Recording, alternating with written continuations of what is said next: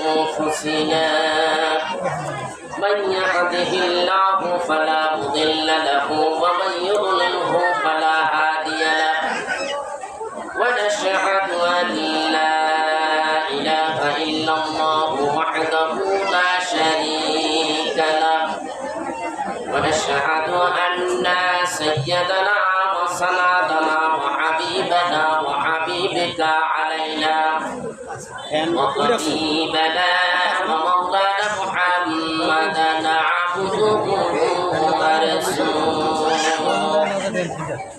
أما بعد فأعوذ بالله من الشيطان الرجيم بسم الله الرحمن الرحيم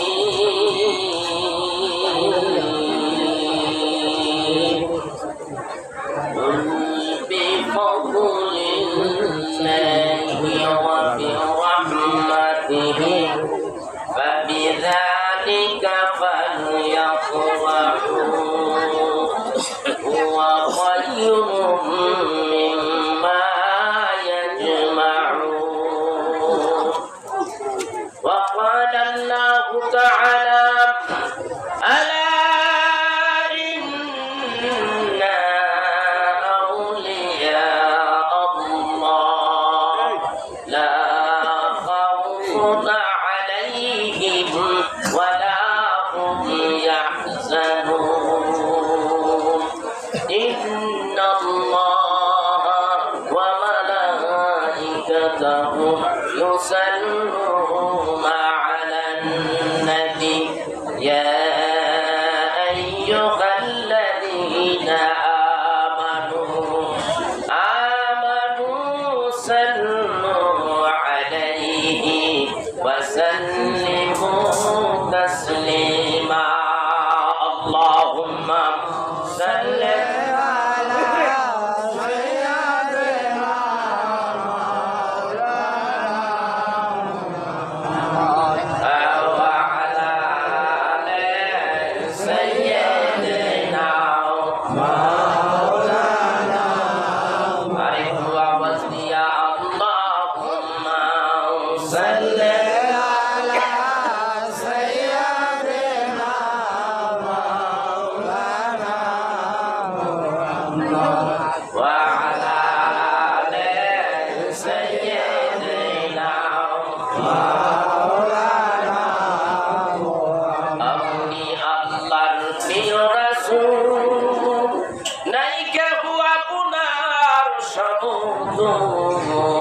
আপনি আল্লাহর প্রিয় রাসূল নেই কেউ আপনার সমতুল এ ধরার বুকে মানিল না যারা হারাইল তাদের কোনো আপন আল্লাহুম্মা সাল্লি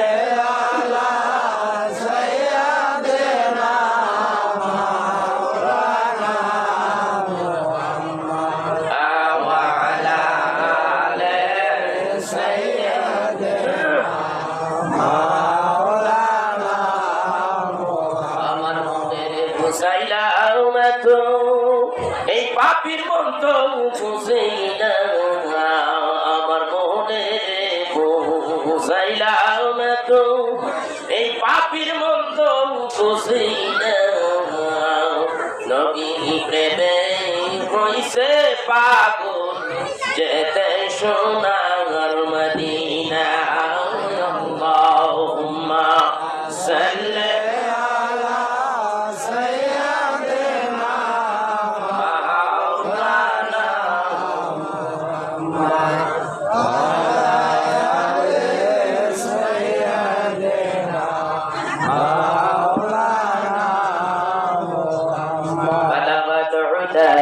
بكماله كشفت نجا بزماله حسنت جميع خصاله صلوا عليه وآله لا إله إلا الله لا إله إلا الله لا إله إلا الله লা ইলাহা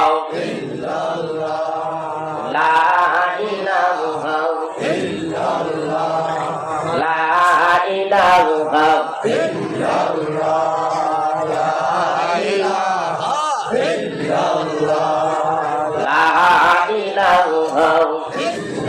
যারা সেই মরণের ভয় কান্দে সদাই নিরালাই, যারা সেই মরণের ভয় কান্দে সদাই নিরালাই, আহার নিদ্রাম কিছুই ভালো লাগে না, ভালো লাগে ইল্লাল্লাহ লা ইলাহা ইল্লাল্লাহ লা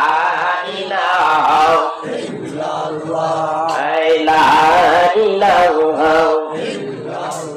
ওলি আউলিয়া ছিলেন যারা আল্লাহর জিকির করতেন তারা, ওলি আউলিয়া ছিলেন যারা আল্লাহর জিকির করতেন তারা, এই জিকির করলে বেশি কলব হবে উজালা, লা ইলাহা ইল্লাল্লাহ লা ইলাহা ইল্লাল্লাহ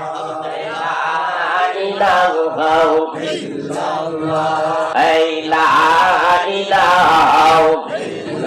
লা ইলাহা ইল্লাল্লাহ।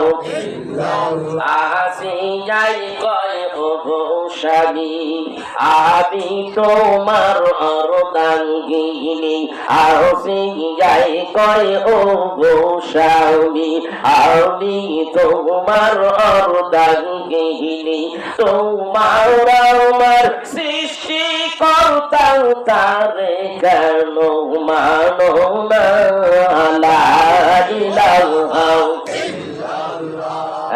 লা ইলাহা লা ইলাহা লা ইলাহা ইল্লাল্লাহ মুহাম্মাদুর রাসূলুল্লাহ সাল্লাল্লাহু আলাইহি ওয়াসাল্লাম। আল্লাহর দরবারে শুকরিয়া আদায় করি, উচ্চ স্বরে বলি আলহামদুলিল্লাহ। আমি দুইটা আয়াতে কারিমা তেলাওয়াত করেছি, একটা হলো শানে রিসালাত, আরেকটা হলো শানে বেলায়াত। শানে রিসালাত আর শানে বেলায়াত এর উপরে যদি আল্লাহ কথা বলার তৌফিক দেয় কিছু কথা বলবো। এটা তো বেলায়েতের যুগ, এটা কোন যুগ? বেলায়েতের যুগ, বুঝতে হবে, ক্লিয়ার বুঝে নেয়। নবুয়াতের যুগ শেষ হয়ে গেছে। নবুয়াতের যুগ কি হয়েছে? শেষ। আল্লাহ কুরআন কারীমে সূরা আযাবের মধ্যে বলেন বিসমিল্লাহির রহমানির রহিম মা কানা মুহাম্মাদুন আবা আহাদিন মির রিজালিকুম ওয়ালাকিন রাসূলুল্লাহি ওয়া খাতামান নবিয়্যিন। আল্লাহ বলেন মুহাম্মদ সাল্লাল্লাহু আলাইহি সাল্লাম কারো পিতা নন, তিনি রাসূল, তিনি হলেন শেষ পয়গম্বর, তারপরে কোনো রাসূল আসবে না। হাদিস শরীফের মধ্যে আসছে রাসূল আরবি সাল্লাল্লাহু আলাইহি সাল্লাম বলতেছেন এই যে একটা ঘর ইমারত দেখা যাচ্ছে, এই ইমারতগুলো এত সুন্দর করে নির্মাণ হয়েছে, তার ভিতরে একটা ইট নেই, একটা ইটা নাই, সব পরিপূর্ণ, কিন্তু একটা ইটা দিলেই এটা পরিপূর্ণতা লাভ করে। রাসূল আরবি সাল্লাল্লাহু আলাইহি সাল্লাম বলেন ওই ইটাই হলো আমি মুহাম্মদুর রাসূলুল্লাহ সাল্লাল্লাহু আলাইহি সাল্লাম। ওই ইটা দিয়েই আল্লাহ রাব্বুল আলামিন শেষ করবেন আমি আখিরি পয়গম্বর, আমি আখিরি রাসূল, রাসূলদেরও রাসূল, নবীদেরও নবী, আমি সমস্ত পয়গম্বরদের সরদার। এইটা হলো এই দুনিয়ায় যতদিন ছিলেন ততদিন কি ছিল? নবুয়াত ছিল। পৃথিবী থেকে যখন চলে গেলেন আল্লাহ রাব্বুল আলামিন নবুয়াতের দ্বার বন্ধ করে দিলেন, ওখান থেকে আরেকটা দ্বার স্টার্ট করলেন নবুয়তকে সামনে আগিয়ে নেওয়ার জন্য। সেটা কি? সেটা হলো বেলায়াত। আর এই বেলায়াতের মাধ্যমে লক্ষ লক্ষ আল্লাহর ওলিদের আগমন ঘটে। কথা বুঝতে পেরেছেন? বিষয়গুলি একটু ক্লিয়ার করে বোঝার চেষ্টা করবেন, আমিও চেষ্টা করি। আজকে এখানে আসছি হাই প্রেশারের রোগী, তো আমি আবার কতটুকু কইতে পারি জানি না। আবার কালকে নরসদে চলে যেতে হবে, তো আবার যাওয়ার একটা চিন্তা ভাবনা আছে। আবার আপনাদেরও কিছু বলার ইচ্ছা রাখছি, যদি আল্লাহ বলার তৌফিক দেয়। একটু বোঝার চেষ্টা করেন। নবুয়ত যখন শেষ, স্টার্ট হলো কি? বেলায়াত।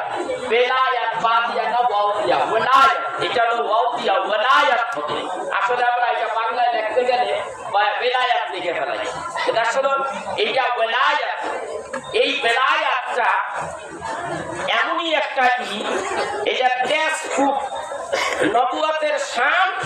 নবুয়তের শান এইটা খুব ঠান্ডা, এটা খুব ঠান্ডা। আর বেলায়াতের তেজ এটা খুব গরম। বুঝতে পারছেন? এটা খুব গরম।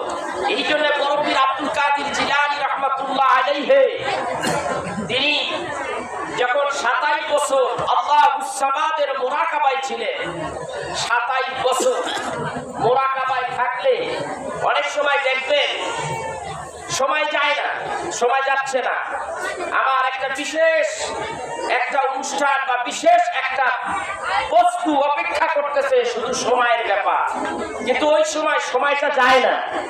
অনেক সময় দেখা যায় যে অযথা সময় দ্রুত করে চলে যায়। আরে সময় এত তাড়াতাড়ি লিগার সময় কেমন সময়টা চলে যায়। আর প্রয়োজনীয় যতটুকু যেটা দরকার ওই সময়টা যাইতে চায় না। ঠিক কিনা? চলে পারে আমি ওই সময় ওই জিনিসটা পাবো, অপেক্ষা অপেক্ষা অপেক্ষা। এই অল্প সময়ের অপেক্ষাটা ভালো লাগে না। আর অনেক সময় অপেক্ষা, এই যেই সময় অল্প সময় বসলেন সময় যাচ্ছে না, এইরকম সময় অযথাই দ্রুত করে চলে যায়, তাই না? যেমন মনে করেন আজকের থেকে 40 বছর আগে অনেকের অনেক কিছু মনে নেই। আবার অনেকের একেবারে দেশ যখন স্বাধীন হয়েছে তারা তো চোখের সামনে দেখে ওই তো সেই দিন, ঠিক কিনা? এর ভিতরে কতটা বছর চলে গেল, প্রায় 52 থেকে 50 বছর চলে গেল, তাই না? বিষয়টা তো এইরকম। কেমনে যে আমাদের সময় চলে যাচ্ছে সেটা বলা যাচ্ছে না। চলেই যাচ্ছে, তাকে ধরে রাখা যাচ্ছে না। কেমনে যে আমার চামড়াটা লুজ হয়ে যাচ্ছে, ঢিল হয়ে যাচ্ছে, আমি বলতে পারি না। যদি বলি চামড়া ঢিল হইস না, এইভাবেই থাক, ইয়াং থাক, এটা কারো কথা শুনবে? দাড়ি পাক ধরেছে, দাড়ি পাকিস না, এইভাবেই থাক, ও কি শুনবে কথা? আপনার দাড়িগুলি যেই দিন থেকে পাকা শুরু করেছে সেই দিন কি আপনার মনে আছে যে যেই দিন আপনার দাড়ি পাকতে ছিল সেই দিন কি আপনারা বলেছেন যে আমার দাড়িগুলি পেকে গেছে, আর পাকতে পারবি না? কথা বল না, শুনবে কথা? দাড়ি তো সব তার নিজের গতিতে সব পাইয়ে গেল। চোখের জ্যোতি চলে যাচ্ছে, ধরে রাখা সম্ভব নয়, তাই সময় তো চলে যাচ্ছে, ঠিক কিনা?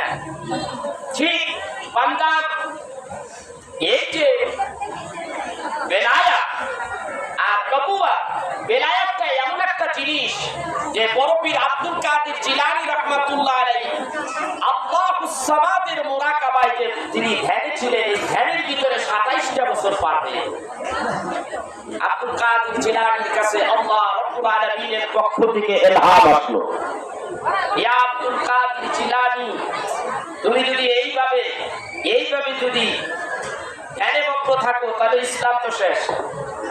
ইসলাম শেষ, দাওয়াত দিব কে? তোমার দাওয়াতের অপেক্ষায় এই যুগের সব মানুষ। তুমি যেই সেই ব্যক্তি নও, তুমি যেন তেন ব্যক্তি নও, তুমি তোমার মায়ের পেটের মধ্যে 18 থেকে 19 পারা কোরআন হাফজ করে তারপরে দুনিয়ায় এসেছো। তুমি তোমার মায়ের পেটের থেকে যেই দিন দুনিয়ায় আসছো সেই দিনই তুমি রোজা রেখেছো। এটা কি সম্ভব করা দ্বারা? সম্ভব নয়, অসম্ভব।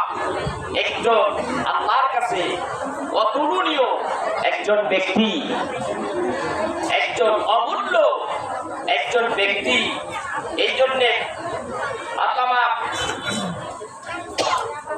সৈয়দ আহমদ রেজা খা ফাজিল ইবনে নবী রাহমাতুল্লাহ আলাইহি তার কিতাবের মধ্যে লেখে, রূহ জগতের মধ্যে আল্লাহ রাব্বুল আলামিন পয়গম্বরদের রূহ এক জায়গায় রাখলেন, আর যারা আল্লাহর ওলি হবেন তাদের রূহগুলি এক জায়গায় রাখলেন, সাধারণ মানুষের রূহগুলি আরেক জায়গায়।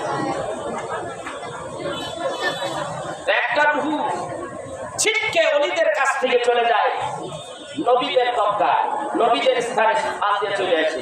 ওটাকে যখন আবার রেখে দেওয়া হয় ওইদিকে গিয়ে ওইটা আবার ছিটকে এগিয়ে চলে আসে। জিজ্ঞাসা করা হলো এটা এরকম করে কেন? বলে এইটা কোন কোন কিতাবের হাওলা এইভাবে বলে যে এইটা যদি আমার রাসূলের পরে যদি নবী হওয়ার সিলসিলা থাকতো তাহলে আব্দুল কাদের জিলানী রাহমাতুল্লাহ আলাইহি নবী হয়ে দুনিয়ায় আসতো। সুবহানাল্লাহ। কথা বুঝতে পেরেছে? এটা হয়তো সেই জন্যে ওইটা এখানে এরকম করতেছে, ওটার পাওয়ার বেশি উপরে। এটা সেই আব্দুল কাদের জিলানী যিনি মুর্দা ব্যক্তি দিলে রুহের দেহের মধ্যে রুহু ফিরে আনিয়ে দিতে পারেন। কিতাবের মধ্যে আসছে, বড় বড় কিতাবের মধ্যে আসছে যে রুহু এক মুরিদ এসে বলতেছে, এক মুরিদের ছেলে এসে বলতেছে যে আপনি শোনেন বড় পীর সাহেব, আপনার মুরিদের রুহুটা কবজ করেছে আজরাইল। আমার বাবা, আমি ছোট মানুষ, আমি এতিম হয়ে গেলাম, জিজ্ঞাসা করুন তার রুহুটাকে কেন কবজ করা হবে, কার হুকুমে কবজ করা হবে? আল্লাহ তাআলা এই মহান আল্লাহর ওলি, ওলিদের সরদার, তিনি বলতে লাগলেন আচ্ছা দেখতেছি তিনি তার রুহানি হালাতে চৌথা আসমানে চলে গেলেন। জামে আরওয়া যেখানে রুহু জমা থাকে, তরিকাপন্থী যারা তারা একটু বোঝে রুহু কোথায় থাকে, জামে আরওয়ার মধ্যে থাকে। কোথায় থাকে? জামে আরওয়া ছিল। আর এখন কোথায়? মৃত্যুর পরে রুহু কোথায় থাকে? দুই জায়গায়, ইল্লিন আর সিজ্জিন। কোথায় থাকে? ইল্লিন আর সিজ্জিন। সময় হলে ইল্লিন সিজ্জিনের ব্যাখ্যাটা দেব। তাহলে এখন কোথায়? যখন পৃথিবীতে মানুষ আসতেছে, পয়গম্বর আসতেছিল, আল্লাহ রাব্বুল আলামিন যুগে যুগে পয়গম্বর নবী রাসূলদের প্রেরণ করতেছিলেন, তার বহু বছর আগে এই রূহগুলি জামে আরওয়ার মধ্যে ছিল। ওখান থেকে আব্দুল কাদের জিলানী ওখানে চলে গেলেন। মালাকুল মউত আজরাইল আলাইহিস সালাতু ওয়াস সালামকে ফরমায়া, ইয়া আজরাইল, মালাকুল মউত আজরাইল, আমার এই মুরিদের রূহটা কার হুকুমে তুমি কবজ করেছো? বলে আমি আল্লাহ সে আপনার হুকুমে কবজ করেছি, তোমার হুকুম সত্য, আমার হুকুমে ছাড়িয়ে দেব না, আমি দেব না। সমস্ত রূহ অ্যাকাউন্টে জমা হয়ে গেছে। তিনি বলতেছে দিবি না তো, যা ছিল পুরাটা একটা ধরে ধরে আজকে টাকামাই করছিল অ্যাকাউন্টের ভিতর থেকে ঠান্ডা ঠান্ডা লয়ে আইছে, ওটা হলো একত্রিত হয় নাই, খাপড়া দিয়ে থইলাটা ধরে লয়ে আইছে। তো বলতেছে আপনার রূহ দাখিল হয়ে গিয়া সেখান থেকে ধৈর্য নাইছো, এই রূহে ঢুকে যা, ঢুকে গেছে গা। এই ছিল আব্দুল কাদের জিলানী। আল্লাহ বলেন আব্দুল কাদের জিলানী, তুমি যদি এইভাবে ধ্যানে মগ্ন থাকো তাহলে ইসলাম তো শেষ হয়ে যাবে। এই দ্বীনের খেদমত কে করবে? আব্দুল কাদের জিলানী। আব্দুল কাদের জিলানী ডাকতে বলে আল্লাহ তাহলে আমি কি করব? বলে দ্বীনের দাওয়াত দাও, ইসলামের দাওয়াত দাও। আব্দুল কাদের জিলানী ডাকতে বলে না না, এমন ইসলামের দাওয়াত আমি দিতে পারবো না। যে ইসলামের দাওয়াত দিতে গেলে মার খাইতে হয়, রক্ত ঝরাইতে হয়, এমন ইসলামের দাওয়াত আমি আব্দুল কাদের জিলানী দেব না। যা যা দোস্ত যা। বলে না আমি যাব না, না যাও না, আমি যাব না। তবে যদি যাইতেই হয় আমাকে তিনটা ক্ষমতা দিতে হবে। তিনটা ক্ষমতা দিতে হবে। এক নম্বর ক্ষমতা হলো আমি যেন মরা মানুষের দেহের মধ্যে রূহ দিতে পারি, এই ক্ষমতাটা আমার দিয়ে দিতে হবে। আর দুই নম্বর কথা হলো আমাকে কারামতের শক্তি দিতে হবে, কারামত দিতে হবে, কারামত দিতে হবে। তিন নম্বর শক্তি হলো যদি কেউ আমাকে মারতে আসে আমি শুধু বলবো কুম, শুধু কুম বলবো, আপনি এটা থেমে যাবে আর সামনের দিকে আর আসতে পারবে না। আমার এই ক্ষমতা দিতে হবে। আব্দুল কাদের জিলানী, আমি আল্লাহ রাব্বুল আলামিন তোমার এই তিনটা ক্ষমতা দিয়া দিলাম। তিনটাই দিয়ে দিলাম। এক নম্বর কথা হলো আমার নানা মুহাম্মাদুর রাসূলুল্লাহ সাল্লাল্লাহু আলাইহি ওয়াসাল্লাম দ্বীনের খেদমত করতে যাইয়া কত ভাই খাইলো, কত রক্ত ঝরাইলো, উহুদের ময়দানে কারণে আমার নবীর 2টা দাঁত ভেঙেছে। মাথার হেলমেট পাকিয়া মাথার ভিতরে এমন ভাবে লোহার গাড়া ঢুকে গেল। আমার দিলের নবী আমার বলো নানা মুহাম্মাদুর রাসূলুল্লাহ তোমায় খাইলো। তুমি আল্লাহ দেখলা, তুমি দেখেছো আল্লাহ, তুমি দেখে দেখে তো কিছুই করো নাই, কিছুই বলো নাই, কিছুই তো বলো নাই। কারণ তুমি বলেছ ওয়া নাহনু আকরাবু ইলাইহি মিন হাবলির ওয়ারিদ। তুমি বলিলা এই জীবন রোগের চাইতে আরো নিকটে, যদি এত নিকটে হও রে আল্লাহ, তাহলে আমি জানতে চাই তোমার হাবিবের কাফিরিন গোষ্ঠীরা এইভাবে মারে, রক্ত ছড়াইয়া দেয়, তুমি দেখছো কোন জায়গায় হইয়া? তুমি দেখেছো? কিচ্ছু করো নাই। আমি আব্দুল কাদের জিলানী ওই মাইর খাওয়ার ইসলামের দাওয়াত দিতে পারি না। উহুদের ময়দানে আমার নানার তো মেরেই ফেলেছিল। উহুদের ময়দানে আপনারা হাজী সাহেব যদি থাকেন দেখবেন, উহুদের ময়দানে যখন পাহাড়ের উপরে উঠবেন, উঠার পরে রাসূল আরবি সাল্লাল্লাহু আলাইহি সাল্লাম যেখানে তার দন্ত মুবারক শহীদ হয়েছে, ওখানে রক্ত পড়েছে। সৌদি সরকারের একটা রাউন্ড করে ওটার ভিতরে লিখে রাখছে আল্লাহ। তার বাম দিকে, এই দিকে বাম দিকে পাহাড়টা 2টা টুকরা হয়ে আছে ছোট্ট করে। ওখানে রাসূল আরবি সাল্লাল্লাহু আলাইহি সাল্লাম যখন পড়ে যায়, কাফেরের গোষ্ঠীরা ধর ধর ধর ধর করে যখন আসতেছিল, তখন ওই পাহাড় 2টা ভাগ হয়ে যায়। আমি নিজের চোখে ওই জায়গাটা দেখে আসছি। তো ওখানে পাহাড় দেখে বলে ইয়া রাসূলুল্লাহ, ইয়া হাবিবাল্লাহ, আপনি ভিতরে আসুন। আমার ভিতরে চলে আসে রাসূল আরবি সাল্লাল্লাহু আলাইহি সাল্লাম, ভিতরে তখন ঢুকে গেলেন, তুলার মতো নরম হয়ে আমার রাসূলকে সেখানে রেখে দিলেন, সেই উহুদের পাহাড়।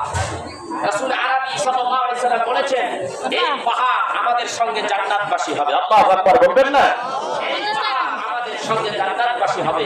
8.5 কিলো লম্বা, প্রশস্ত প্রায় 4.5-5 কিলো, এত বড় উহুদ পাহাড়।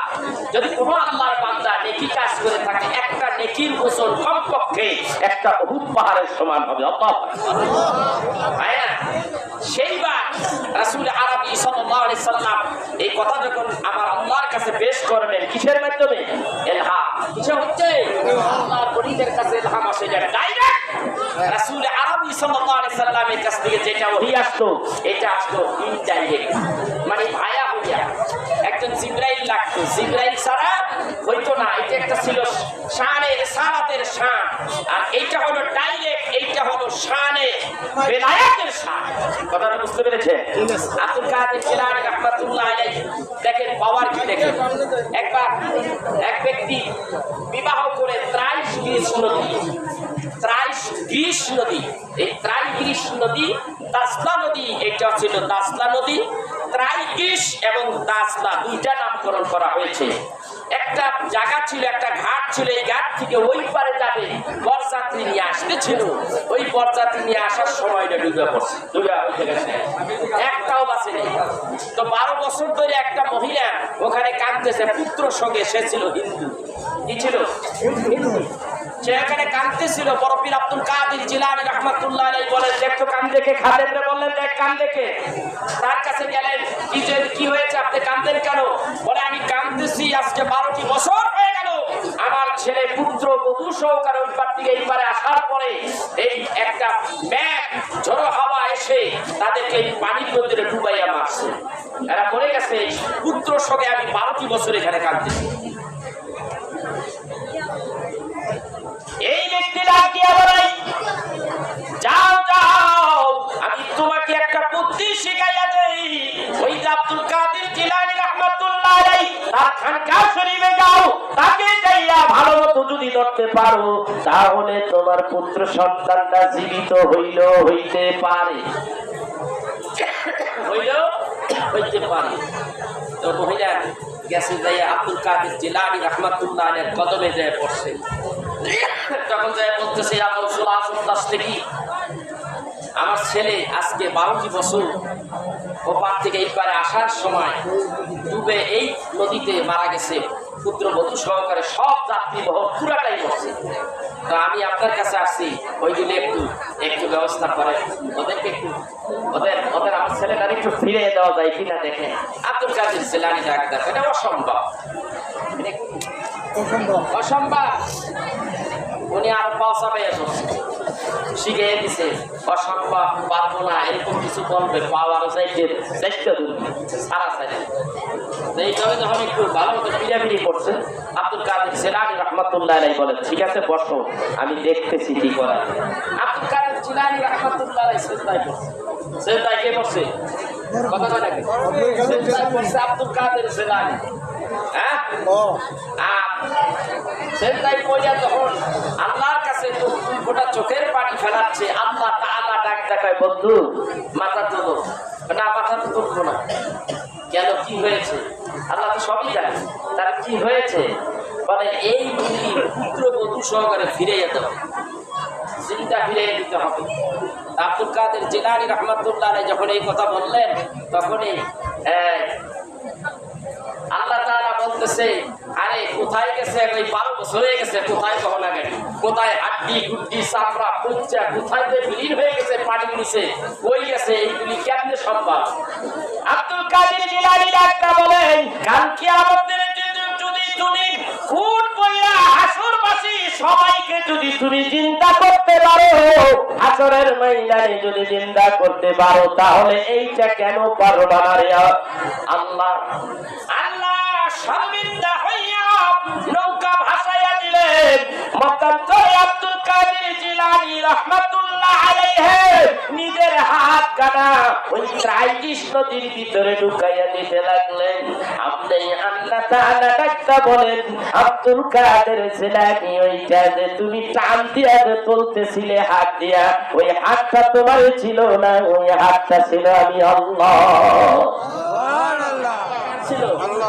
আচ্ছা, আল্লাহর হাত, এটার আমরা দলিল দেই কিছু কিছু মানুষেরা, কারণ এটা নিয়ে একটা ফিট করবে। রাসূল আরবি সাল্লাল্লাহু আলাইহি সাল্লাম মক্কা থেকে মদিনায় যখন যাচ্ছেন হিজরতের সময়, হিজরতের রাতে, হাদিস শরীফে আসছে এবং সরাসরি কোরআনের মধ্যে এইভাবে আসছে। রাসূল সাল্লাল্লাহু আলাইহি সাল্লাম আল্লাহ তাআলা বলেন, ইয়া রাসূলুল্লাহ, ইয়া হাবিবাল্লাহ, আপনি এই রাতে চলে যান মক্কা থেকে মদিনায় হিজরত করে। তখন বললেন, আচ্ছা, বাইরে যাই দেখতেছো লোক সব উৎপাইতে আছে, চতুর্দিকে গ্রাম হয়ে যাচ্ছে। আল্লাহ তাআলা হুকুম করছে, এখনই বের হয়ে যান। যখন বের হয়ে যান, তখন রাসূল আরবি সাল্লাল্লাহু আলাইহি ওয়াসাল্লাম বের হবে, ভিতরে কিছু হযরতে আলী রাদিয়াল্লাহু তাআলা আনহু তাকে কিছু দায়িত্ব বুঝাইয়া দিয়া বের হচ্ছেন। আল্লাহ তাআলা বললেন, হাবিব, আপনার কদমের নিচের থেকে এক মুষ্টি বাঁধল, শাহাদিল উযু পড়ে সূরা ইয়াসিন থেকে কয়েক মুবিন আপনি তেলাওয়াত করে শাহাদিল উযু পড়ে মেরে দেন, তাদেরকে মেরে দেন। এখন আমি বলবো, এক মুষ্টি মাটি মারলেন তিনি, সবার চোখের মধ্যে যে যাবে এর কোনো গ্যারান্টি আছে? কথা কয় না, গ্যারান্টি নেই। আপনাদেরকে একটু মানলাম, এইভাবে যখন বালুগুলি মারবো আপনাদের টার্গেট করিয়া, অনেকেরই যাবে, আবার অনেকে যাবে না। অনেক মানুষ ওই আপনার উপরের থেকে ছাদের উপর থেকে কি বলে 3 তালা 4 তালা 10 হইয়া সব মানুষ মরিয়া যায়, আরে সব তো মরিয়া গেল, তারপরে 2-4টা বাচ্চা গেল, কি বাঁচলি কেন? সবই তো মরিয়া গেল গা, এই চাপা খাইয়া, তুই বাঁচলি কেমন? আল্লাহ বাঁচাইছে, তো এইটাও আল্লাহ বাঁচাইতেছে, দেখ কেন বাঁচাই। আমি যখন মারবো পারবো, একটা কতটি লাগলো, আবার কতই একটা চোখে নাও যেতে পারে। রাসূল আরবি সাল্লাল্লাহু আলাইহি সাল্লাম যখন বালুগুলি মারলেন, সবার চোখে গেল। আল্লাহ তাআলা কখন তারপরে বলে দিলেন পরবর্তী টাইমে, হাবিব, এই যে বালুগুলি মারলেন সবার চোখে গেল, একটা লোক বাকি হলো, বাকি থাকলো না, সবাইকে চোখের মধ্যে বেবি করতে লাগলো, আপনি বের হয়ে গেলেন। আপনি কি জানেন সবার চোখে তো এই বালুগুলি যাওয়ার কথা না, আর এই বালুগুলি ওদের চোখের ভিতরে গেল কিভাবে? আপনি তো শুধু মারছেন, আপনি শুধু মেরেছেন গো হাবিব, আর আমার আল্লাহ তাআলা কুদরত বহন করেছে।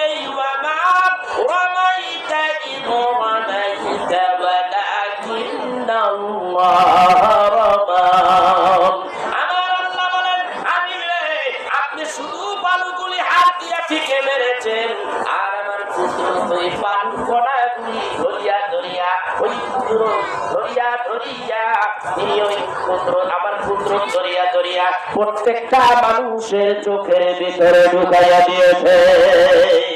আল্লাহু আকবার। আর কোথায় বালু? চোখে বালু, সে মাত্র সে লাগে দিয়ে গেল, সবার চোখের মধ্যে ঢুকলো, খালি দেখলাম ঢুকলো, কেমনে ঢুকলো? আল্লাহ কয়, আমার কুদরত গ্রহণ করেছে। দিয়েছে ওইগুলি তাদের চোখে চোখে ভরিয়ে দেওয়া, চোখে চোখে বুঝিয়ে দেওয়া। ঠিক আব্দুল কাদের জিলানী রাহমাতুল্লাহ আলাইহি তার হাতখানা ওখানে লাগিয়েছে। আল্লাহ বলেন তুমি তো এটা টাইনা তুলছো, কিন্তু ওই হাতটা তোমার ছিল না, তখন আমি আল্লাহ হয়ে গেছি। আল্লাহু আকবার।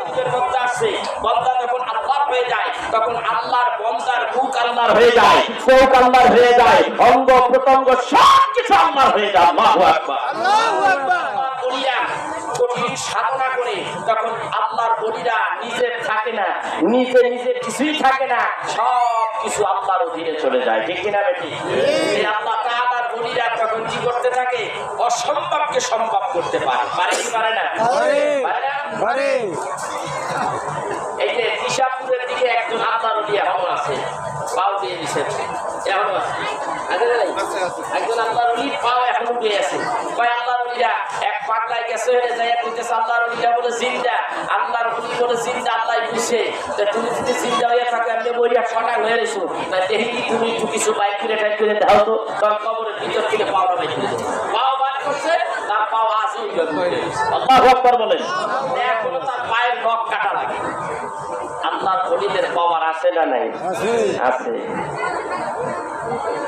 শুধু এইটাই না, একজন আল্লাহর ওলির নাম বলি, এই ওলি আল্লাহর নাম হলো সৈয়দ আহমদ বেরলভী। সৈয়দ আহমদ বেরলভী, তিনি সৈয়দ আহমদ বেরলভী রাহমাতুল্লাহ আলাইহি তিনি বসে আছেন। তার দরবারের মধ্যে একজন মুরিদ গেল। মুরিদ জায়গাটা দিয়ে হুজুর আমি এসেছি।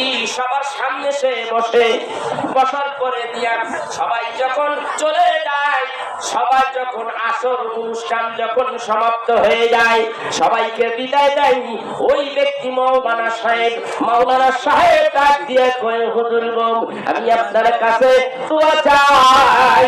আমি মানুষ মাত্র লেখাপড়া করে আলেম হইলাম, একটা চাকরি বাকরি যদি হয় তাইলে একটু সুবিধা হয়।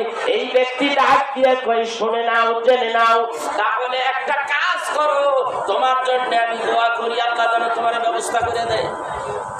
আজকের মতো বিদায়। আবার এক সপ্তাহ পর অনুষ্ঠান, আবার সবার আগে আসছে, আইসা বসে আছে। হুজুরকে আইসা আজকে কয়েকটা প্রশ্ন করলেন, হুজুর প্রশ্নের জবাব দিলেন না। সব প্রশ্নের উত্তর এবং সব প্রশ্নগুলো আধ্যাত্মিক জগতের প্রশ্ন। আবার সেই দিন দোয়া চেয়ে বিদায় হলেন। তৃতীয় দিন আবার আসলেন, আইসা আজকে বলতেছে হুজুর উত্তরটা পাইলাম না। হুজুর পয়সাটা চুপ করে বয়, চুপ করে বসাই দিছে। হুজুর দোয়া চাই, আল্লাহ জানে আমার একটা চাকরি বাকরির ব্যবস্থা করে। তো হুজুর করছে কি, একটা চিঠির মধ্যে কিছু কয়টা কথা লিখে তারপর আর বললেন তুমি এইটা নিয়ে সোজা দিল্লি যাও। ওই যেতে পারে দিল্লির শহরে যেতে পারে, শহরে চাকরি বাকরি আসবে বহু আগের কথা। তো উনি হুজুরের কথা মতো ওই ঠিকানা নিয়ে দিল্লি চলে গেছে। যাইয়া ওই ব্যক্তির ঠিকানা অনুযায়ী সেই বাড়িতে উঠলে, ওঠার পরে তার কাছে নিয়ে চিঠিটা দিলেন। চিঠিটা দেখে দেখতে চায় ভাই আমার হুজুর লেখছে, আমার পীর সাহেব লেখছে, আর তুমি তো আমার পীর ভাই। হুজুর এখানে লিখেছে আমার জন্য জানি শহরের মধ্যে একটা চাকরি বাকরির ব্যবস্থা করে দেন। তো ঠিক আছে, আপনি আমার এখানে বেড়ান, আমি এদিকে চাকরি বাকরির ব্যবস্থা করব। কথা বুঝতে পেরেছেন? তো উনি করছে কি, ওই একটু ঘুরতেছে, ঘুরে ঘুরে কোথাও চাকরি পায় না, মাসখানিক হয়ে গেছে। এখন ইয়া ডাক দিয়ে বলতেছে কি, ওই পীর ভাই যে আসছে চাকরির জন্য, ওই মাওলানা সাহেব বলতেছে এক মাস ধরে এখানে ঘোরাফেরা হচ্ছে, আপনিও চেষ্টা করতেছেন, চাকরি বাকরি নাই, তো দেশে যাইয়া তুমি দেশে যাইবা, আর কিছুদিন হয় না দেশে আমার ভালো লাগবে চলে যাই। তো বলতে চলে যাবে, ঠিক আছে কালকে সকালে যাবে। কালকে সকাল আসলো, বললেন আপনাকে আমি কিছু টাকা হাতিয়ে দিলাম, এইটা রাস্তা ভাড়া, আপনি আমার পীর ভাই, এই রাস্তা ভাড়াটা দিয়ে দিলাম, এটা হাতিয়ে শুরু পকেটে রাখলেন। আর বলেন এই যে কিছু টাকা এক্সট্রা দিয়ে দিলাম, এটা আমার হুজুরকে দিলাম হাতিয়া, আমার হুজুরের দরবারে এই টাকাটা পৌঁছে। কয়টা দিল হাতিয়া? নিজের একটা আর একটা হুজুরের। উনি রওনা হইতেছেন, যাইতে যাইতে যাইতে যাইতে মাশাআল্লাহ পথিমধ্যে তিনি একটা সাইনবোর্ড দেখতেছে গাছের লগে লাগাইতে।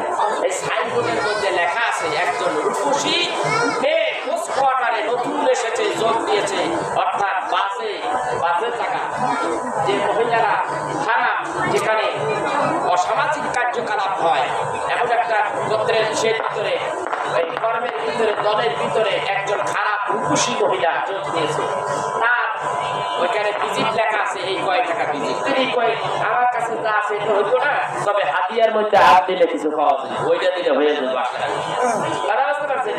তো উনি করছে কি, আজকে ওই মহিলার কাছে যাইবো, কিন্তু সুযোগ পায় না। অনেক কষ্ট করে সে পাইল, সিরিয়াল পাইছে, গভীর মনোযোগ, সিরিয়াল পাইছে অনেক কষ্টর পরে।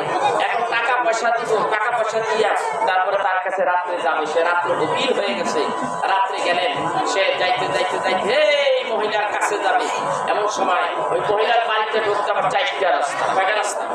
4টা রাস্তা। একটা রাস্তা দিয়ে সে ঢুকা মহিলার কাছাকাছি, কাছাকাছি গেছে, মহিলার দরজার কিনারে সৈয়দ আহমদ বিন নবী তলওয়ারি নিয়ে দাঁড়াইছে।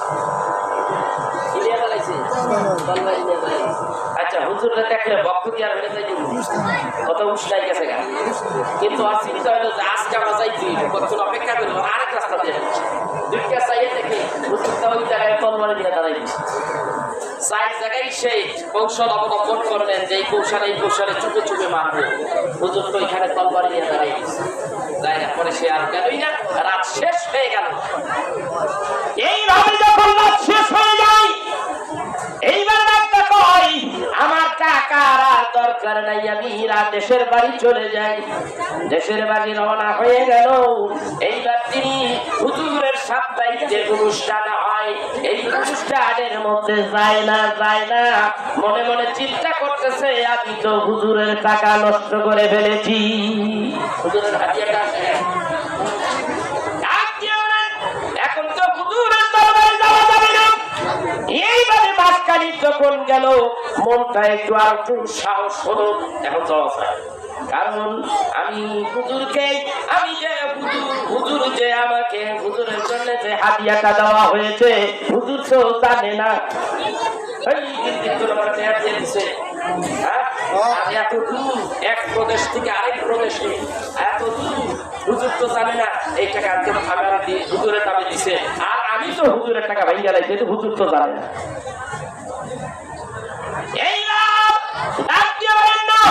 আজকে মজলিসের মধ্যে আমি যাব, আজকে মজলিসের মধ্যে যাওয়ার জন্য উনি যখন মজলিসে যাইয়া হাজির হয়ে গেছে, একেবারে সামনের কাতার। হুজুর বাবার একটু শরীয়তের বলনা তো, ওইগুলো আমার সামনের কাতার বেশি, সামনের কাতার আইয়া বলছে। আল্লাহ কয় বয়, আজকে তবে সামনের কাতারে বসাই গেছে, সামনের কাতারে বইছে। হুজুরকে, হুজুর কথা কমপ্লিট হয়ে গেছে, মোনাজাত দেব, তার আজ দিয়া ডাক্তার কয়, হুজুর গো, আমি তো আপনার ঠিকানা নিয়ে দিল্লিতে গিয়েছিলাম, কোনো কাজকর্ম পাই নাই। পাও নাই?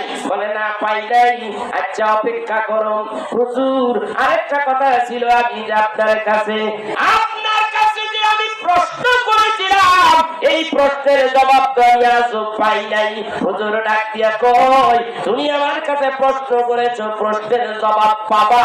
আগে আমি তোমার কাছে জানতে চাই, আমার মুরিদ সন্তানদের তোমার কিছু হাদিয়া দিয়েছে, আর আমার জন্য কিছু একটা হাদিয়া দিয়েছে, ওই হাদিয়াগুলি কোথায়? আগে দাও।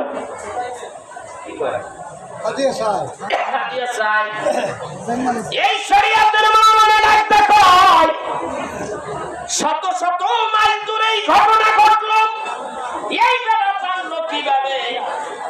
এইবার হুজুর দেখতে কয়, তুমি মনে মনে কি চিন্তা করো, আমি তো বুঝতে পেরেছি। কেমনে আমি জানলাম? প্রশ্ন মনে মনে আওড়াচ্ছ।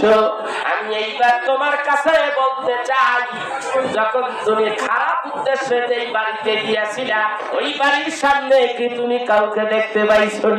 হুজুর আর কইেন না গো, হুজুর মাথা নত করে ফেলাইছে। হুজুর চাই, জীবনে কোনদিন প্রশ্ন করবো না, জীবনে কোনদিন আপনার সাথে বেয়াদবি করবো না, আল্লাহর ওলিদের সাথে বেয়াদবি করবো না গো হুজুর। আমি বুঝতে পেরেছি, আমি আন্দাজ করতে পেরেছি, আপনি সাধারণ কোন আল্লাহর ওলি নন। ঠিক গাউসুল আজম দাস্তিগীর শেখ সৈয়দ মহিউদ্দিন আব্দুল কাদের জিলানী রাহমাতুল্লাহ আলাইহি যখন ওই প্রত্যেকের রূহ, দেহের মধ্যে রূহ যখন ফিরে আসলো, সবাই যখন জীবিত হয়ে গেল, এমন সময় আব্দুল কাদের জিলানী রাহমাতুল্লাহ আলাইহির বাড়িতে অসংখ্য মানুষজন দলে দলে আসতে লাগলো। ওই মহিলাও যখন আব্দুল কাদের জিলানীর দরবারে ছিল, কি হয়েছে বলে কি হয়েছে, এইভাবে মানুষ কেন আসতেছে? দায়িত্ব বলে এইভাবে আসতেছে, আমার পুত্রবধূ সহকারে সমস্ত বড় যাত্রী রূহ ফিরিয়া জীবিত হয়ে আসতেছে। কেমনে সম্ভব? বলে আব্দুল কাদের জিলানী রাহমাতুল্লাহ আলাইহি অসম্ভবকে সম্ভব করেছে। অসম্ভবকে সম্ভব করেছে। কেমনে করলো? কেউ ফতুয়া দিতেছে শিরকি করছে, আব্দুল কাদের জিলানী করছে, বলে এটা শিরকি, আল্লাহ করছে। কত ঠিক আছে, আল্লাহ তো মাধ্যম ছাড়া হয় না, মাধ্যম ছাড়া হয় না, কথা কয় না, মাধ্যম ছাড়া তো হয় না। আল্লাহ তাআলা ডাকতে বলেন, ইয়া আইয়ুহাল্লাযীনা আমানু, ইয়া আইয়ুহাল্লাযীনা আমানু ওয়াবতাগু ইলাইহিল ওয়াসিলা। আল্লাহ কোরআনে ডাকতে কয়, ওরে বান্দা, আমি রব্বুল আলামিন উসিলা ছাড়া কিছুই করি না, আমারে যদি পাইতে চাও তাহলে উসিলা খোঁজো। উসিলা ছাড়া কোনো উপায় আছে? উপায় নেই। আল্লাহ পেতে হলে একজন আল্লাহর ওলির দরকার আছে না নাই? আছে। যারা আল্লাহর ওলি, এটা ওলিদের যুগ। এটা কোন যুগ? এই যুগে বসে যদি কর রাসূলের যুগ ছিল, তখনও বায়াত হইত, বায়াতে রাসূল। তখন ছিল কি? বায়াতে রাসূল। আর এখন বায়াতে শায়েখ। এখন কি? শায়েখ। ওইটা রাসূলের জামানায় যখন মানুষ মুরিদ হতেন বা তার কাছে ইসলাম কবুল করে তখন বায়াত গ্রহণ করতেন, আল্লাহ রাব্বুল আলামিনের নবী তাদেরকে বায়াত করে নিতেন। শর্ত ছিল কিছু, মুসলমান হও, কলেমা পড়ো, মুসলমান হয়ে কলেমা পড়ো, এরপরে শর্ত হলো নামাজ পড়তে হবে। ঠিক কিনা ধরে কর? তোমার অভ্যাস খারাপ, তুমি মিথ্যা কথা বলো, মিথ্যা বাদ দাও। 3 নম্বর কথা হলো তোমার অভ্যাস খারাপ, মদ খাও, মদ খাওয়া বাদ দাও। এই সমস্ত এইরকম ভাবে ওয়াদাবদ্ধ হয়ে বায়াত গ্রহণ করতে হতো। তাহলে মদ খাওয়া ভালো না খারাপ? এর হুজুর যে কইলেন মদ আর খাইতে পারবে না, ভালো করছে না খারাপ করছে? নামাজি বানাইলো, ভালো করছে না খারাপ করছে? বর্তমান আল্লাহর ওলিরা যখন বায়াত গ্রহণ করে তখন হুজুর বিশ্বাস কি কয়? এটা করো না, এটা করো না, 5 ওয়াক্ত নামাজ পড়িও, হারাম খাইও না, হালাল মতো চলিও, এরকম ভালো কিছু উপদেশ দেয় কি দেয় না? দিয়ে দেয়। একই কথা, একই জিনিস, কিন্তু ভাণ্ড হলো 2টা। একই জিনিস, ভাণ্ড কয়টা? 2টা। একটা হলো কি? বেলায়েতে কি? একটা হলো শায়েখ, বায়াতে শায়েখ, আরেকটা হলো বায়াতে রাসূল। রাসূল বায়াত করেছেন রাসূলের হাতে, তখন এটা ছিল বায়াতে রাসূল। আর এখন যেটা, এইটা হলো বায়াতে শায়েখ। শায়েখ মানে পীর। এখন বুঝতে হবে পীর মাশায়েখদের হাতে বায়াত গ্রহণ করা সুন্নাত, সুন্নাতে রাসূল। আর আল্লাহর ওলিরা বায়াত গ্রহণ করাবেন আপনাদেরকে। আর আপনি যদি এই বেলায়েতের যুগে থাইকা কোন না বায়াতের কথা কোনো কোরআনে নেই, না আছে, কোরআনে আছে, অসংখ্য জায়গায় আছে, আপনি জানেন না। রাসূল আরবি সাল্লাল্লাহু আলাইহি সাল্লাম বলেন যে তোমার মানব দেহের মধ্যে একটা গোশত আছে, সেটা বাম দুধের 2 আঙ্গুল আছে, এটার নাম হলো লতিফায়ে কাব। এটার নাম কি? লতিফায়ে, জোরে বলেন, এটার নাম কি? লতিফায়ে কাব। কাব রাসূল আরবি সাল্লাল্লাহু আলাইহি সাল্লাম বলেন এই কবর লতিফাটা, এই গোশত টুকরাটুকু যদি তোমার পবিত্র না হয় তাহলে তোমার আবাদ মস্তক সম্পূর্ণ অপবিত্র। আর এইটুকু যদি তোমার পবিত্র হয় তাহলে আবাদ মস্তক পবিত্র। এখন পবিত্র হইয়া কবরে যাইতে চান না অপবিত্র হইয়া কবরে যেতে চান? পবিত্র হইয়া। তাহলে পবিত্র হইয়া যদি কবরে যেতে চান তাহলে কলব পরিষ্কার করতে হবে, কলব পবিত্রতা অর্জন করতে হবে। আর এই কলবের রোগ, এই কলবের ডাক্তার হলো একজন শায়েখ, একজন। কথা বুঝতে পেরেছেন? এই জন্য মানুষেরা যারা বুঝে তারা অবশ্যই আল্লাহর ওলিদের দরবারে তলে তলে আসে। আর যারা বুঝে না রাস্তার কিনারে কিনারে দাঁড়াইয়া দেখে আর কটু কটু কথা বলে। ওইখানে কি আছে না? সব দরবারই আছে, ভালো কাছে আছে না নাই? কবিশের দল ওরা কি ওরা তো এই সমস্ত মানুষগুলি এই আল্লাহর ওলিদের না বুঝে আল্লাহর ওলিদের মাজারগুলি ভাঙে, ঠিক না বেটি? যদি কারণ মাজার ভাঙা ঠিক কিনা? মাজার ভাঙা ঠিক না। মাজার ভাঙা কয়, মাজার ভাঙা এক গ্রুপ বাইরেছে, মাজার রাখা যাবে না, কবর উঁচা করা যাবে না। ছাগল কবরের উঁচা তো অবশ্যই করতে হবে, কবর উঁচা না করলে বোঝা যাবে না। এটা কি কথা কয়? এটা কি তুমি জানো না? তুমি জান্নাতুল বাকিতে দাও মদিনায়, লক্ষ লক্ষ কবর উঁচা, আর তুমি তো সমান থাকবে, উঁচা কবর থাকতে পারবে না। জান্নাতুল বাকির মধ্যে ঢুকে দেখেন সব কবর এরকম ভিটি করা। এবার আসে পাকা হইলো কেন? কবর কোনোদিন পাকা হয় না। কবর কি পাকা হয়? কথা বলছেন, কবর কি পাকা হয়? কবর পাকা হয় না।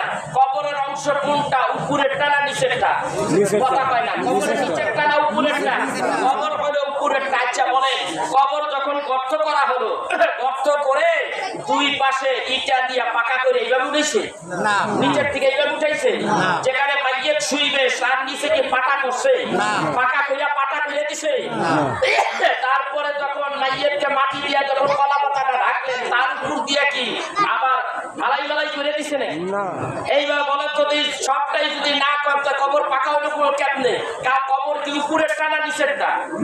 নিচেরটাই যদি হয় তাহলে কবরের নিচের অংশ তো পাকা হয় নাই, তাহলে আপনি কিভাবে বুঝলেন যে কবর পাকা হলো? হ্যাঁ, উপরে যেটা পাকা হয়েছে এইটা একটা রক্ষণাবেক্ষণা করার জন্য স্মৃতি স্বরূপ আপনার ওলিদের স্মৃতি কত বছর, হাজার হাজার বছর এখানে থাকবে। এটা একটা নিশানা থাকবে যে ইনি একজন আল্লাহর ওলি ছিলেন, ওনার দ্বারা সমাজে এত উপকার হয়েছে। আল্লাহর ওলিদের একটা নিশানা স্বরূপ এটা এইভাবে থাকতে পারে। কথা বলেন না কেন?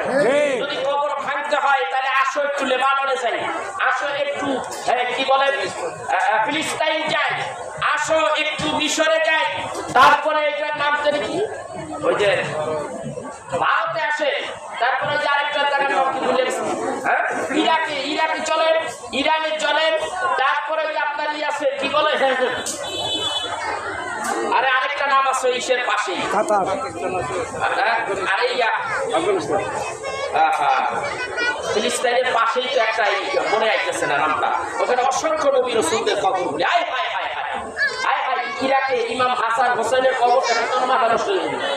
খালি খালি সোনা আর সোনা, সোনা দিয়া কাম ছেড়ে দিয়ে দিচ্ছে, খালি উঁচা করে ধুয়ে দিচ্ছে। আমরা বাজান না হেরে ঠ্যাং নিয়ে আইতে পারবে না, জীবনেই তো নিয়ে আইতে পারবে না। ঠ্যাং কোথায় জানি নাই, আমার ঠ্যাং কোথায়? আল্লাহর ওলিদের মাজার সেখানে আছে। বাংলাদেশের মাজার দেখতে তোমাকে এত চুলকায় না, চুলকায় কে? ও এখানে মাতক করে খাড়ে না, এখানে এখানে একটু গরম দিতে রেখেছে নাকি? এই দেশে এত সোজা না, এত সোজা না। প্রত্যেকটা মাজার যেই করা ভাঙছে এই করা প্রত্যেকটার জবাবদিহিতা একদিন করতে হবে। আল্লাহর ওলিদের মাজার যেই করা ভাঙছে, এক একটার মাজার, প্রত্যেকটা মাজারের জবাবদিহিতা একদিন করতে হবে। এইরকম দিন থাকবে না, এই পরিবেশ এইভাবে চিরদিন থাকবে না। একদিন সময় পরিবর্তন হবে, যা করছো এর জবাবদিহিতা জাতির কাছে দিতে হবে। কথা বলেন না কেন? আর একটা মাজারে যদি হাত দাও তাহলে তোমার কপালে বিপদ আছে, মনে রাখো। বাংলাদেশ আহলে সুন্নাত ওয়াল জামাতের কর্মীরা এখন একত্র হয়ে গেছে, ব্যবস্থা নিচ্ছে। বহু জায়গা থেকে তারা খাইছো। বাবা শাহ পরান রহমাতুল্লাহ আলাইহি মাজার ভাঙতে ভাঙতে, শাহ পরান রহমাতুল্লাহ আলাইহির মাজার ভাঙতে গেছিল, দৌড়াইয়া সাইজ করে দিয়েছিল, পালাইয়া ল্যাংটা ল্যাংটা হইয়া লোক দি পালাইয়া দিল। কথা মানে কে? সব এক হয়ে গেছে, আমরাও শিবকার থানায় এক হয়ে গেছি ইনশাআল্লাহ। কথা মানে কে? আমরাও এক হয়ে গেছি, আছেন কি না? ইনশাআল্লাহ আসছিলাম না দুইবার, এই বিষয় নিয়ে আলোচনা করতে দুইবার আসছিলাম না। আমাদের দলে এখন অনেক লোক হয়ে গেছে ইনশাআল্লাহ। আর বাদরামি আপনার চলবে না এখানে। আল্লাহর ওলিদের মাজার, আল্লাহ ওলি ঠিক আছে, মাজারও ঠিক থাকবে, ঠিক না? করে আল্লাহর ওলি আছে, থাকবে।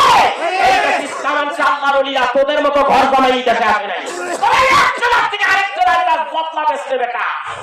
আর আল্লাহর ওলিরা ইসলামের দাওয়াত দিয়ে এক দেশ থেকে আরেক দেশে গেছে। শুধু বেটা আমরা বেতন দেই, তারপরে তোরা থাকিস, ইসলামী ছাইড়ে দে, ইসলামী ছাইড়া ভালো হয়ে যা। আমরা সবাই এক হতে চাই। আপনারা রাজি আছেন কিনা? রাজি আছি কিনা? সবাই আল্লাহর ওলিদের পক্ষে আছি কি নাই?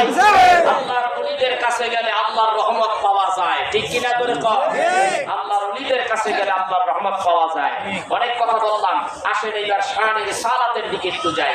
মাঝখান দিয়ে একটু জোরে সোরে দুরূদ শরীফ পড়ি। আল্লাহুম্মা সাল্লি আলা সাইয়্যিদিনা মাওলানা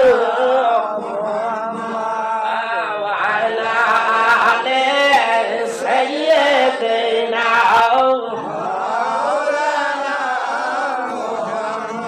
এইভাবে নবী এলো কত, একজন নাই আপনার মতো, এই ধরাই নবী এলো কত, একজন নাই আপনার মতো, আমরা পাপী শত শত, শুধু আপনার দেখতে চাই। আল্লাহুম্মা সাল্লি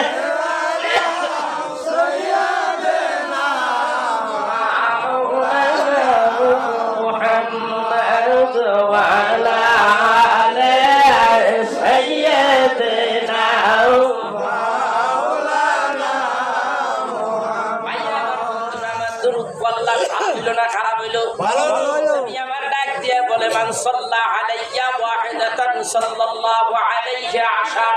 রাসূল আমার ডাক দিয়ে বলে, যদি কোনো ব্যক্তি আমি নবীর উপরে একবার দুরূদ শরীফ পড়ে, আমার আল্লাহর পক্ষ থেকে তার উপরে রহমতের বাড়ি তলোয়ার বর্ষিত হয়। নবীর দুরূদ পড়াটার কথা হাদিসে আছে না নাই? ভাইরা, এই ব্যক্তি রেগুলার ইতিমতো যেই ব্যক্তি দুরূদ শরীফ পড়বে, নবী আমার ডাকতে বলে কাল কিয়ামতের দিন হাসরের ময়দানে আমি তাদেরকে কাতারের ভিতর থেকে কুদিয়া কুদিয়া পাই করিয়াও আমি নবী তাদেরকে সুপারিশ করে আল্লাহর জান্নাতে পৌঁছাইয়া দেব। দুরূদ শরীফের মর্যাদা আছে না নাই? অন্য জায়গায় হাদিসে আছে, মিশকাতের হাদিসে একটা নাই, দুইটা নাই, 20টা হাদিস আছে। এই আমার ভাইরা, রাসূলের দুরূদ যেই ব্যক্তি বেশি বেশি পড়বে, ওই ব্যক্তি হলো ভাগ্যবান ব্যক্তি, ওই ব্যক্তি হবে আল্লাহর বন্ধু, ওই ব্যক্তি হবে আল্লাহর ওলি। এই জন্য ভাইরা আমার, বন্ধুরা আমার, আল্লাহ আল্লাহ আল্লাহ আল্লাহ জিকির করলে আল্লাহ রাব্বুল আলামিন যতটুকু খুশি হয়, তার চাইতে বেশি খুশি হয়ে যায় তারা হাবিবের প্রতি বেশি দুরূদ শরীফ পড়লে। এই দুরূদ শরীফ আমরা পড়ি, কোথায় পড়েন না বাবা? মক্কা নগরে যাবেন, মক্কা নগরে যখন যাবেন তখন কি করেন? ওয়া ফিল্টের মধ্যে কি কয়? লাব্বাইক আল্লাহুম্মা লাব্বাইক লা শারীকা লাকা লাব্বাইক ইন্নাল হামদা ওয়ান নি'মাতা লাকা মুলক লা শারীকা লাকা লাব্বাইক। এইভাবে যখন তালবিয়া করতে থাকে, যখন আবার ওই যে হযরতে ইব্রাহিম নবীর কদমের ছাপ মাকামে ইব্রাহিমের কাছে যখন যায়, তখন এই দুরূদ শরীফ পড়তে থাকে। আল্লাহুম্মা সাল্লি আলা সাইয়্যিদিনা ওয়া নাবিয়্যিনা ওয়া শাফি'ানা ওয়া মাওলানা মুহাম্মদ। এইভাবে দুরূদ শরীফ পড়তে থাকে। আর একটু আগায়া গেলে পড়তে হয় রব্বানা যালামনা আনফুসানা ওয়া ইল্লাম তাগফির লানা ওয়া তারহামনা লানাকুনান্না মিনাল খাসিরিন।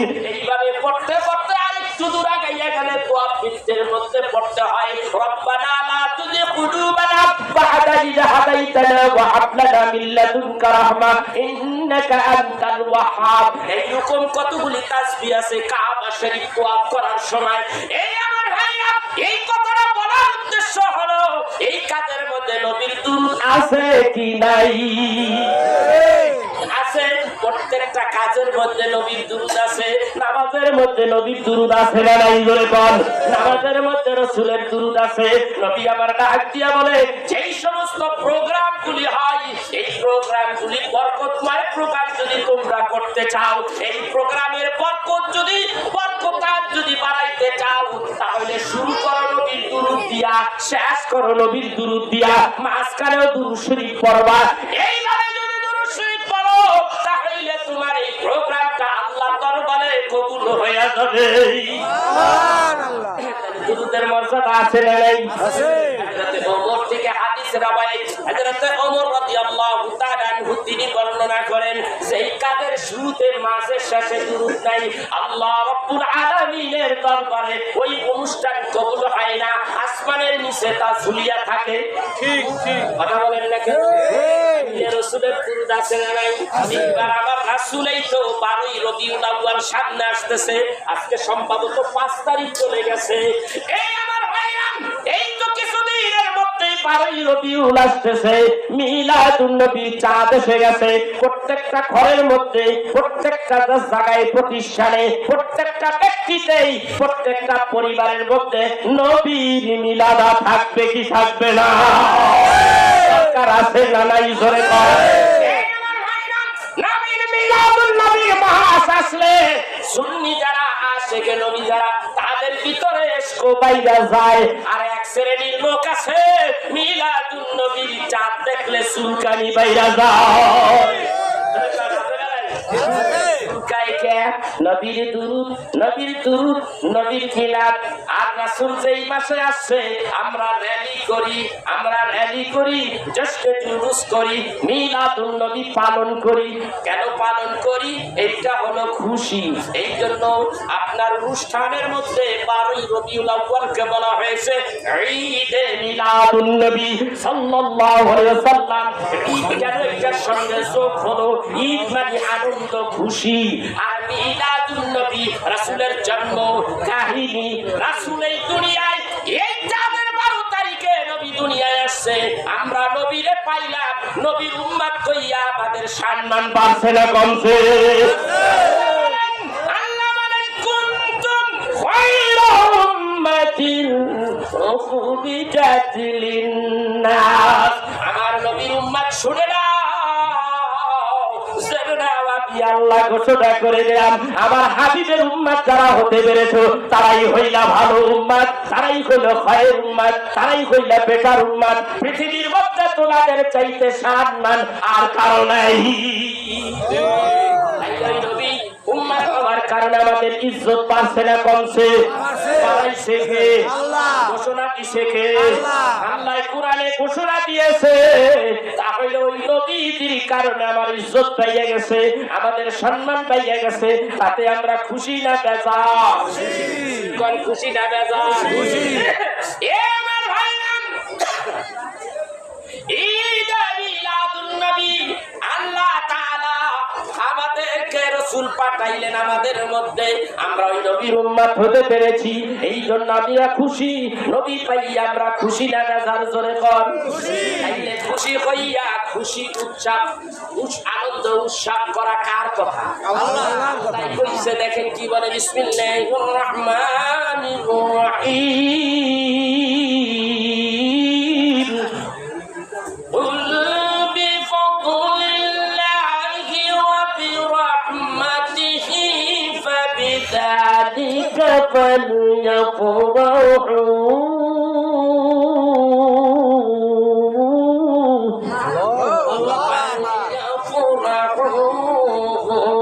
خير مما يجمعون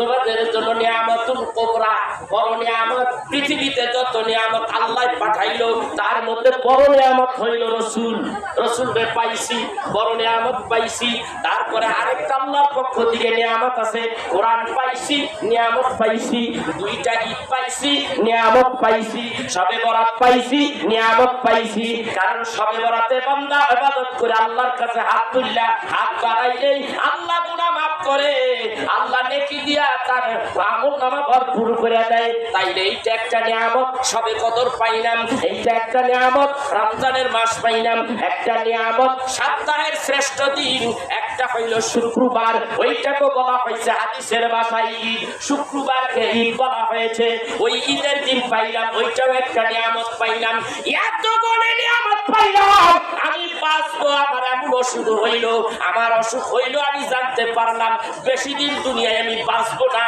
হয়তোবা 40 বছর আমার হায়াত, তার মধ্যে 20 বছরের সময় আমার অসুখ হলো।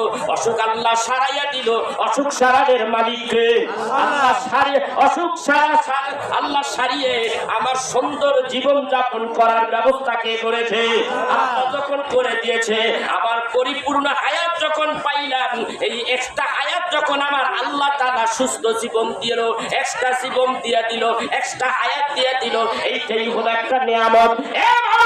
এই নিয়ামত পাইয়া বান্দা যখন খুশি হয়, বান্দা যখন আনন্দ হয়, এর চাইতে বেশি বেশি খুশি হতে হবে, কোটি কোটি গুণ বেশি খুশি হতে হবে।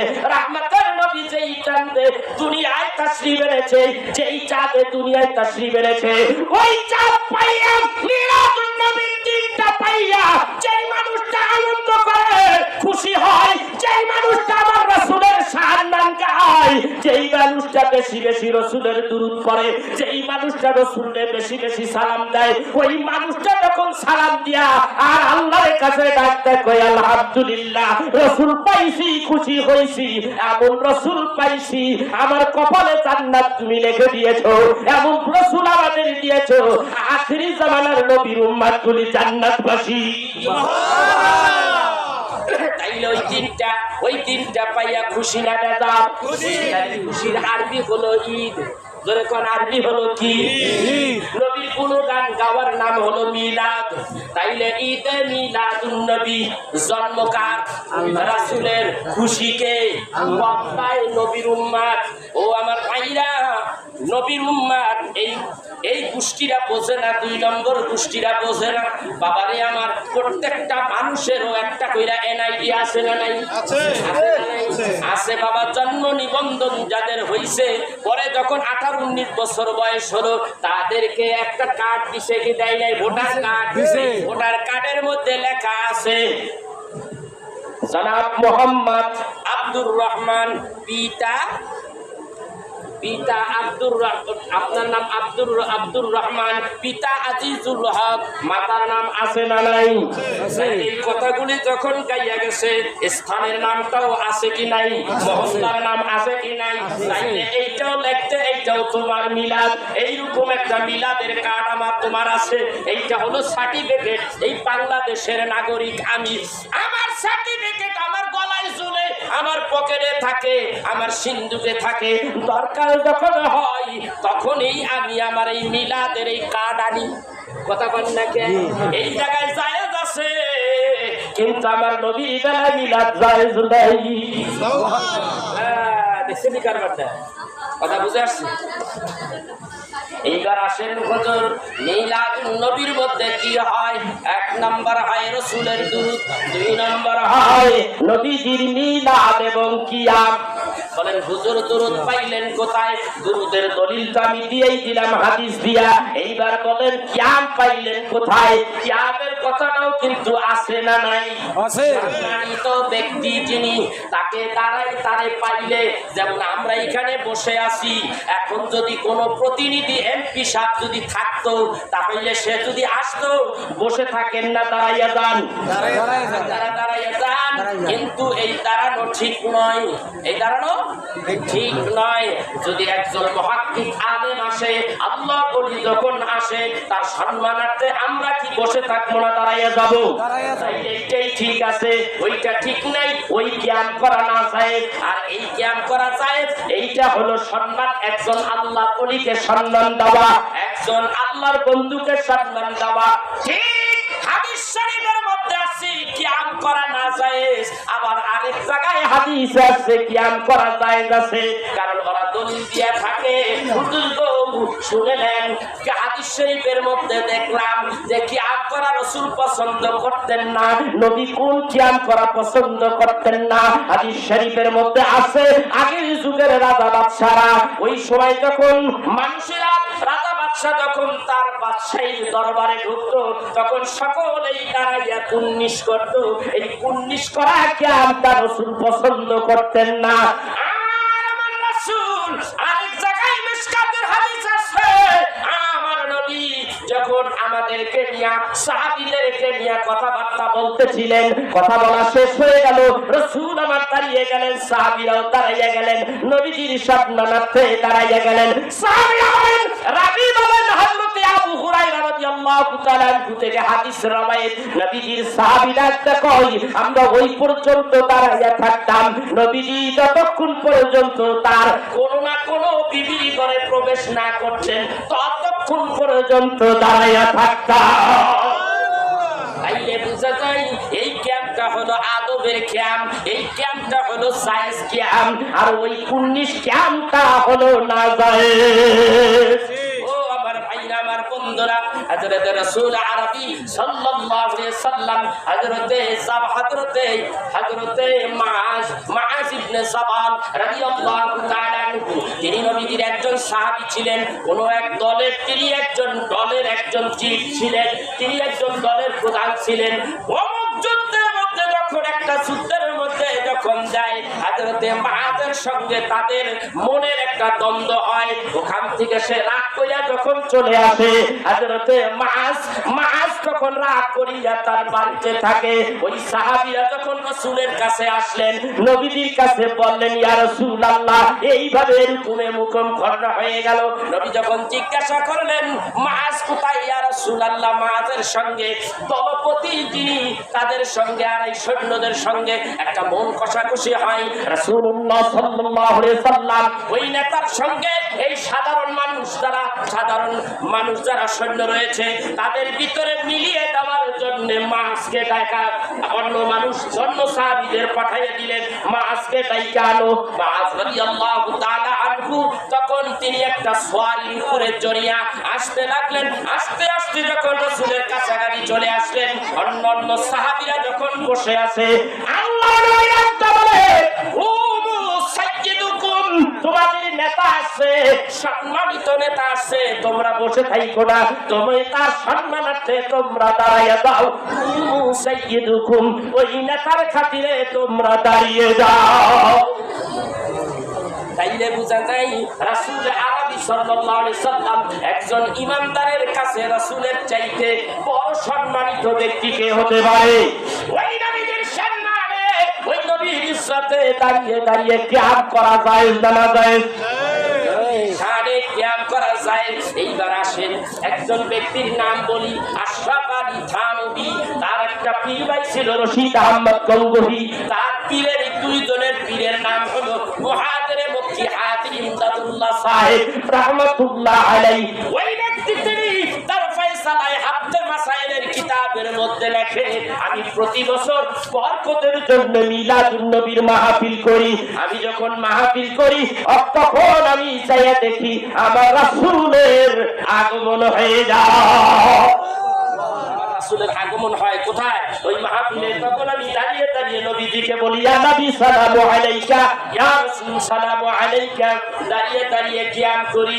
আমার ভাইরা, আমার বন্ধুরা, তাইলে আশরাফ আলী থানভীর পীর যখন করব, এইটা জায়েজ আছে। আর তুমি বলো না জায়েজ। শুধু তাই নয়, জগৎ বিখ্যাত মুহাদ্দিস হযরতে আব্দুল হক মুহাদ্দিস দেহলভী রাহমাতুল্লাহ আলাইহি, এই উপমহাদেশের মধ্যে 1 নম্বর মুহাদ্দিস। তিনি তার আকবারুল আখিয়ার কিতাবের মধ্যে লেখেন, তিনি আল্লাহর কাছে প্রার্থনা করে, আল্লাহ রে, তোমার কাছে কবুল হওয়ার মতো এমন কোন আমল আমার কাছে নাই। কবুল হওয়ার মতো এমন কোন আমল নাই যা দ্বারা আমি তোমার কাছ থেকে মুক্তি পাইতে পারি। বুঝতে পারতেছেন? তবে একটা আমল আমার কাছে আছে। কোন আমল? সেইটা হলো নবীর দুরূদ পড়তে পড়তে যখন দাঁড়াইয়া দাঁড়াইয়া নবীরে সালাম দেই, তখন আমার চোখ দিয়া পানি পড়ে। আল্লাহ, ওই সালাম আর ওই পানির মধ্যে কোন রকমের ডাউট নাই। আল্লাহ, ওইটা ক্লিন, একেবারে পরিষ্কার। তোমার হাবিবকে যখন সালাম দেই, তখন আমার চোখটা পানিগুলি গড়াইয়া গড়াইয়া পড়ে। ওই কিয়াম মিলাদ কিয়ামের উসিলায় আমি আব্দুল হক মুহাদ্দিস দেহলভী রাহমাতুল্লাহ আলাইহি, আল্লাহ তুমি মাফ করে দাও। মুহাদ্দিস আব্দুল হক মুহাদ্দিস দেহলভী রাহমাতুল্লাহ আলাইহি কিতাবের মধ্যে লেখে আখবারুল আকিয়ার। এই কিতাবের মধ্যে উর্দুটাও আছে, আমার কাছে বাংলাটাও আছে। এর মধ্যে লেখে কিয়াম করা জায়েজ। এবং মাওলানা শামসুল হক ফরিদপুরি তার তাসাউফ তত্ত্ব বর্তমান যেটা প্রেসে আসছে এটা কামারিং কাটিং করে দিছে। কিতাবের সুরের ঘরে সুর, খালি কিতাবের ইবারত কাটে। মানে আমরা যেই দলিল বাইক করছি ওদের মধ্যে থেকে ওইগুলি কাইটা ওইটা মাইনাস করে নতুন নতুন করে কিতাব ঠিক রাখছে, কিন্তু ওইগুলি ফালাইয়া দিছে। কিন্তু পুরান খণ্ডগুলি যে আমাদের কাছে রয়ে গেছে এই খবর ওদের কাছে নাই। তবে ভালো জিনিসে পিপিলিকার পাখা গজায় মরিবার তরে। তবে তোমরা যে আমার কাছে ধরা খাইছা এই প্রমাণ তোমরা রাইখে গেছো। কারণ রাইতে যে তোমরা খুন করছো, মনে করে চুরি করে সব কটার খুন করে ফিরে গেলাম, কোন আমাদের কেউ ধরতে পারবো না, আমাদের কেউ ধরতে পারবো না। এদিকে রাইতে এসে চুরি করতে, কিন্তু চোরে জানে না তার নিজের অমতে তার নিজের ধারণার বাইরে কিছু মানে আলামত যে ছুঁয়ে গেছে ওই আলামতের খবরই নেই। আরেক রাইতে যায় দেয় পুলিশ হাজির। আসসালামু আলাইকুম। ওয়ালাইকুম সালাম। আমি কে? আপনি গেল রাইতে যে কাম আকার গড়াইছে, আমরা আপনারা ধরতে এসেছি, আপনারা তা আসেন। আমরা এমন কাম করছি, আপনি জানলেন কেমনে? আলামত যে কোন হান দিয়ে ছুঁয়েছেন আপনি তো টের পান নাই, ওই আলামত ধরিয়ে আপনাদের ধরিয়ে আনছেন। তো আপনি যে কোন হানটা মারিং কাটিং করছেন ওই আলামত আমরা ঠিকই রাখছি, আপনারাও আমরা ঠিকই করতে পারছি। আপনাদের কত নম্বর মানুষ এটা বুঝতে পারছি, খুব বুঝে হারাইছি। কিন্তু অপেক্ষা করে মিলাদুন নবীর সাপোর্টে এরা আসতেছে আসতেছে আসতেছে, অপেক্ষা করে। এদের দলের মধ্যে কিছু কিছু এই দল বানাইয়া এরাও আহলে সুন্নাত ওয়াল জামাতের নাম ঘোষণা করে হালে চলবে। কথা বুঝতে পেরেছেন? আহলে সুন্নাত ওয়াল জামাতের দল এটা আমরা। কারা? আমরা। আর এরা বানাইতেছে এখন নাম দেওয়ার শুরু করছে। দেখা যাচ্ছে সুন্নিরা বাবারে বাবা, সমাজের মধ্যে প্রভাব ভালো।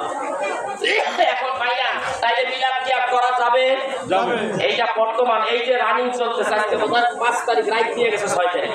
হ্যাঁ, এইটা হলো রবিউল আউয়ালের চাঁদ। এই তো আগামী শনিবার এই শনিবারের পরের শনিবারই আপনার কি ঈদে মিলাদুন নবী সাল্লাল্লাহু আলাইহি সাল্লাম এই শিবচরে আমরা র্যালি বের করব। বাবা আমার ওই যে 7 ভাগি আছে না, 7 ভাগি ওই সানাউল্লাহ মাওলানা সাহেবের বাড়ি, ওনার ওই মাঠ থেকে ওনার দরবার থেকে আমরা ই করেছি। সকাল 8টায় র্যালি বের হবে।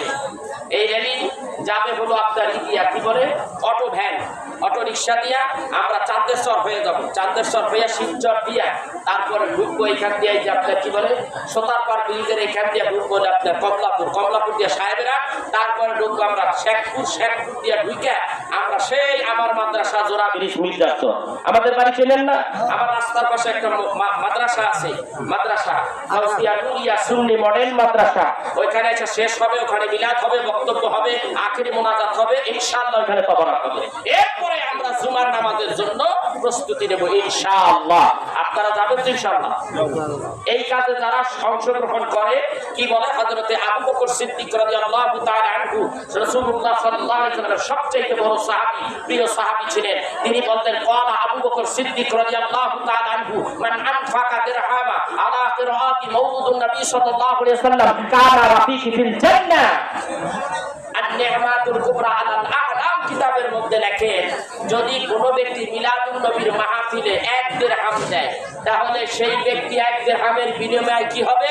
কানা রাফিকি ফিল জান্নাহ, সেই ব্যক্তি আমি আবু বকরের সঙ্গে একই জান্নাতে থাকবে। অন্য হাদিসের মধ্যে আছে যেই ব্যক্তি হযরত আলী বলেন যেই ব্যক্তি এই সমস্ত অনুষ্ঠানে যোগ দেয় সেই ব্যক্তি যেন তার ঈমানকে এমন তাজা করলো আল্লাহ তাকে জান্নাতে ঢুকাইয়া তার সম্মানিত করবে। এবং রাসূলুল্লাহ সাল্লাল্লাহু আলাইহি ওয়াসাল্লাম আরেকখানা হাদিসের মধ্যে আছে রাসূলুল্লাহ সাল্লাল্লাহু আলাইহি ওয়াসাল্লাম তাদের সাহাবীদেরকে নিয়ে কোন এক বাড়িতে ঢুকলেন। বাড়িতে ঢুকলেন হযরত আব্বাস রাদিয়াল্লাহু তাআলা আনহু, তার বাড়িতে ঢুকলেন। আব্বাস রাদিয়াল্লাহু তাআলা আনহু তখন বর্ণনা করতেছেন কিছু মানুষদেরকে নিয়ে যে এই দিবসে নবীজি সাল্লাল্লাহু আলাইহি সাল্লাম এই দুনিয়ায় তাশরীফ আনলেন। আমার রাসূলুল্লাহ সাল্লাল্লাহু আলাইহি সাল্লামের সেই জীবন আলোচনা শুনে নবী ওখানে দাঁড়িয়ে বলেন ক্বালা আল্লাহ লাকুম শাফাআতি, এই কাজ যারা করলো আমি আল্লাহর নবীর উপরে ওয়াজিব হয়ে গেল তাদের সুপারিশ করা। তাইলে বোঝা যায় মিলাদুন নবী আছে না নাই? আছে। আজকে বই আছে, আমাদের ছাপানো বই আছে, অসংখ্য দলিল দিয়ে রাখছি। এই বইয়ের মধ্যে অসংখ্য দলিল দিয়ে রাখছি। তো ভাইরা আপনারা ইনশাআল্লাহ ওইখানে থাকলে আপনাদের ঈমান তাজা হবে। মৃত্যুর পরে আপনাদের ঈমান নিয়ে আপনারা মৃত্যু কবরে যাবেন এবং কবরে আসরে মিজানে ফলসিরাতে রাসূলুল্লাহ সাল্লাল্লাহু আলাইহি ওয়াসাল্লামের একজন আশিক উম্মত হয়ে কবরে উঠতে পারবেন। এই জন্য এই এত কিছু মসজিদে বাংলাদেশে আপনার যে ধরনের রেলি করে ঈদে মিলাদুন নবী উপলক্ষে চট্টগ্রামে গত বছর 1 কোটি মানুষ হয়েছে। ঢাকাটা তো বাদ দিলাম, সারা বাংলাটা বাদ দিলাম। তাহলে বুঝলেন এটার মধ্যে কত টেস্ট, কত মজা এবং কত ফজিলতপূর্ণ একটা দিন। সেটি হলো 12ই রবিউল আউয়ালের মাস। এই 12ই রবিউল আউয়ালের মাস এখানে আপনারা যাবেন। আপনাদেরকে বললাম, আপনাদেরকে দাওয়াত দেওয়া হলো, ইনশাআল্লাহ আপনারা যাবেন। কি যাবেন না? আর সহজার একটা বুদ্ধি আছে, অতদূর যদি নাও যেতে পারেন, সহজার একটা বুদ্ধি আছে। এই যে সাহেবেরা আমরা এই জায়গাটা পাস করব, তখন 10টা সোয়া 10টার মধ্যে এখানটা পাস করব। আপনারা আমাদের সঙ্গে রেলির সঙ্গে যেতে পারেন, এখানে এসে যোগ দিবেন। 2টা ভ্যান দিবেন, 5টা ভ্যান দিবেন, আপনারা যোগ দেন। অনেক সওয়াব আছে, অনেক সওয়াব আছে। কি রাজি আছি? টাকা পয়সা তো কত দিতেই যায়, এই কাজটা করতে পারবেন না আপনারা? কথা বলেন, যাবে এইখানে এই রেলি যাবে। আমার ছোট ভাই এই দরবারের পীর সাহেব, উনিও ওনাকে আমি দাওয়াত দিয়েছি, ইনশাআল্লাহ আশা করি উনিও যাবেন। সব জায়গায় আমরা যোগাযোগ করে ফেলেছি অলরেডি। এবং 15ই সেপ্টেম্বর রোজ শুক্রবারে এই চর কমলাপুর ঈদে মিলাদুন নবী সাল্লাল্লাহু আলাইহি ওয়াসাল্লাম বিশাল মাহফিলের ইনজাম হচ্ছে, ইনশাআল্লাহ আপনারা যাবেন। আমাদের এই দলটা কোনো রাজনৈতিক দল নয়, সমস্ত রাজনৈতিক বা যে কোনো দলের লোক আমাদের এখানে যোগ দিতে পারে, কিন্তু আমাদের এটা কোনো রাজনৈতিক দল নয়। আমরা সম্পূর্ণ অরাজনৈতিক দলে এই আহলে সুন্নাত ওয়াল জামাত শিবচরে আমরা গঠিত করেছি। আপনারা সবাই থাকবেন ইনশাআল্লাহ। রাজি আছি তো ইনশাআল্লাহ? কি রাজি আছি? নালিশ নিয়ে আসবেন, মামলা নিয়ে আসবেন। নবী ডাক দেয়, কি রে কি হইছে? ইয়া রাসূলুল্লাহ, ইয়া হাবিবাল্লাহ, আমি আপনার কাছে একটা মামলা নিয়ে আসছি। আমি বড় গরীব সাহাবী, আমার একমাত্র বাঁচার অবলম্বন হলো একটা উট। একটা উট আমার একমাত্র বেঁচে থাকার অবলম্বন। হুজুর, আমি এই উটখানা লইয়া একদিকের মাল এই উটের মাঠে, উটের পিঠে আমি বহন করি, আর এটা নিয়ে আবার অন্য এলাকায় চলে যাই। যখন এই উটের পিঠে মাল বহন করিয়া যখন অন্য এলাকায় পৌঁছাইয়া দেই, মাল টানলে কিছু ভাড়া পাই, কিছু টাকা পাই, কিছু মোহর পাই, অথবা কিছু রিয়াল পাই। এইগুলি নেই, এইগুলি দিয়া আমি আমার ছেলে মেয়ে নিয়ে কোন রকম বিবি বাল বাচ্চা নিয়ে বেঁচে আছি। হুজুর, আজকে কয়েকদিন হয়ে গেল উটটা আমার অবাধ্য হয়ে গেছে। ওই উট ছাড়া তো আমার কোনো গতি নাই। হুজুর গো, মেহেরবানি করে একটু ব্যাপারটা দেখবেন কিনা। দিনের নবী ডাকতে বলে, ও সাহাবী, ওই উটখানা কোথায় আছে তুমি কি জানো? হুজুর, উটখানা আছে, আমি দেখতেছি কয়েকদিন ধরে ঘুরতেছে কিন্তু ধরা দেয় না। আমি যখন ধরতে যাই উট আমাকে কামড় দিতে আসে। হুজুর, চলো আমাকে নিয়ে চলো। নবীজিকে নিয়ে গেলেন। ইয়া রাসূলুল্লাহ, ইয়া হাবিবাল্লাহ, ওই যে উট, ওই যে দেখেন ঘাস খায়, ওই উটটাই আমার। আমার নবী কাছে গেলেন, উটের কাছে গেলেন। উটখানা আকাশের দিকে মাথাটা তুলিয়া চোখের পানি ছেড়ে দিয়ে কি যেন বললেন। এমন সময় উটের জবান খুলে যায়, মানুষের মতো উটখানা ডাক দিয়া কথা বলে, আর ডাক দেয়া বলে, আসসালাতু আসসালামু আলাইকা ইয়া রাসূলুল্লাহ। বলেন, আসসালাতু আসসালামু আলাইকা ইয়া হাবিবাল্লাহ, আসসালাতু আসসালামু আলাইকা ইয়া শাফিআল মাজলাবিন, আসসালাতু আসসালামু আলাইকা ইয়া রাহমাতাল লিল আলামিন। ইয়া রাসূলুল্লাহ, ইয়া হাবিবাল্লাহ, আমি আপনাকে দেখি এখন আমি আমার জীবন ধন্য হয়ে গেছে। আকাশের দিকে মাথা তুললা, চোখের পানি কেন ফালাইলা? বলে, 2 ফোঁটা চোখের পানি ফেলাইয়া আল্লাহর দরবারে বললাম, আল্লাহ গো, তুমি আমার জবানটা খুলে দাও। এমন একজন রাসূল আমার সামনে পেয়েছি, আমি যেন মানুষের মতো কথা বলতে পারি, আমি যেন আমার রাসূলকে আমার পক্ষ থেকে সালাম দিতে পারি। নবীজিকে সালাম দেওয়ার জন্য আল্লাহর কাছে দরখাস্ত করেছি, আল্লাহ আমার জবানটা খুলে দিয়েছে, তাই তো আমি আপনারে সালাম দিয়েছি গো নবীজি। দিনের নবী ডাকতে কই, তাহলে তুমি আমার সালাম দিলা, আমাকে আমাকে পশু হয়ে তুমি চিনলা, কিন্তু এই আরবের মধ্যে এমন কত মানুষ আসে মানুষ হইয়া আমি নবীজিকে চিনল না। এবার তোমার কাছে জানতে চাই, উটের মালিকের অবাধ্য তুমি কেন হলাম? তোমার মালিকের অবাধ্য কেন হলা? উট এইবার আল্লাহর নবীর কাছে নালিশ দিতেছে, মামলা দায়ের করে, ইয়া রাসূলুল্লাহ, ইয়া হাবিবাল্লাহ, এই মানুষটা আমাকে দিয়া মাল বহন করে, এক এলাকার থেকে আরেক এলাকায় মাল বহন করে, এইভাবে আমাকে দিয়া খাটায়, কিন্তু আমারে ঠিক মতো খাইতে দেয় না। হুজুর, আমি যদি না খাইয়া যদি বহন করি শক্তি কমে যায়, আমি লড়তে পারি না, পিঠে বোঝা বহন করতে পারি না গো নবীজি, এই লোকটা কেন আমারে খাবার দেয় না? রাসূল আরবী সাল্লাল্লাহু আলাইহি সাল্লাম বলেন, সাহাবী রে, উট তো তোমার বিরুদ্ধে আমার কাছে মামলা দায়ের করলো, কেন গো তুমি এমনটি করলা? আর সাহাবী শর্মিন্দা হয়ে গেল, মাথাটা নিচে চলে গেল, ডাক কয়, এই উটের মালিক সাহাবী, আমি তোমারে বলে দেই, আমার উটকে তুমি ঠিক মতো খাবার দিবা, তুমি জানো না এই উটখানা কত দামি উট?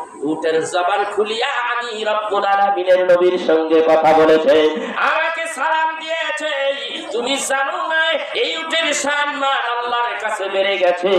আমি তোমাকে বলতে চাই, এই উট তোমাকে কখনো ডিস্টার্ব করবে না, কামড় দিতে আসবে না, যদি তুমি ঠিক মতো উটকে খাবার দিতে পারো, তাহলে আমি তোমার উটখানা তোমার হাতে দিতে পারি। এইবার মালিক ডাকতে বলে, ইয়া রাসূলুল্লাহ, ইয়া হাবিবাল্লাহ, ওয়াল্লাহি আল্লাহর কসম করে বললাম, আমি কোনোদিন এমন ভুলটা আর করব না গো নবীজি, অবশ্যই আমি রীতিমতো ঠিক মতো তারে খাবার দেব, শুধু সে যেন আমার কথা শোনে। আল্লাহর নবী বলেন, তুমি জলদি করে একটা দড়ি আনো, অমনি চামড়ায় পাকানো একটা দড়ি আইনা রাসূলের কাছে দিলেন, উটের গলায় পরাইয়া দিলেন, উটের গলায় পরাইয়া উটের রশিখানা মালিকের হাতে দিয়া দিলেন, আর একটা বলে, উঠরে খবরদার মালিকের অবাধ্য হইও না। এই রাসূল নবী আমার রাস্তা দিয়া হাঁটেন, হযরতে আবু বকর পিছনে, রাসূল আরবী সাল্লাল্লাহু আলাইহি সাল্লাম সামনে, একা একা দুইজন ছাড়া কোনো মানুষ নাই, নবীজি আমার সামনে দিয়া হাঁটতেছে, আবু বকর পিছনের দিকে চাইয়া দেখে, নবীজি আবার এই কিছুক্ষণ পরে ডাক দিয়ে কয়, ওয়া আলাইকুমুস সালাম, ওয়া আলাইকুমুস সালাম, ওয়া আলাইকুমুস সালাম। নবীজি কিছুক্ষণ পরে এরকম ভাবে শুধু ওয়া আলাইকুমুস সালাম বলে।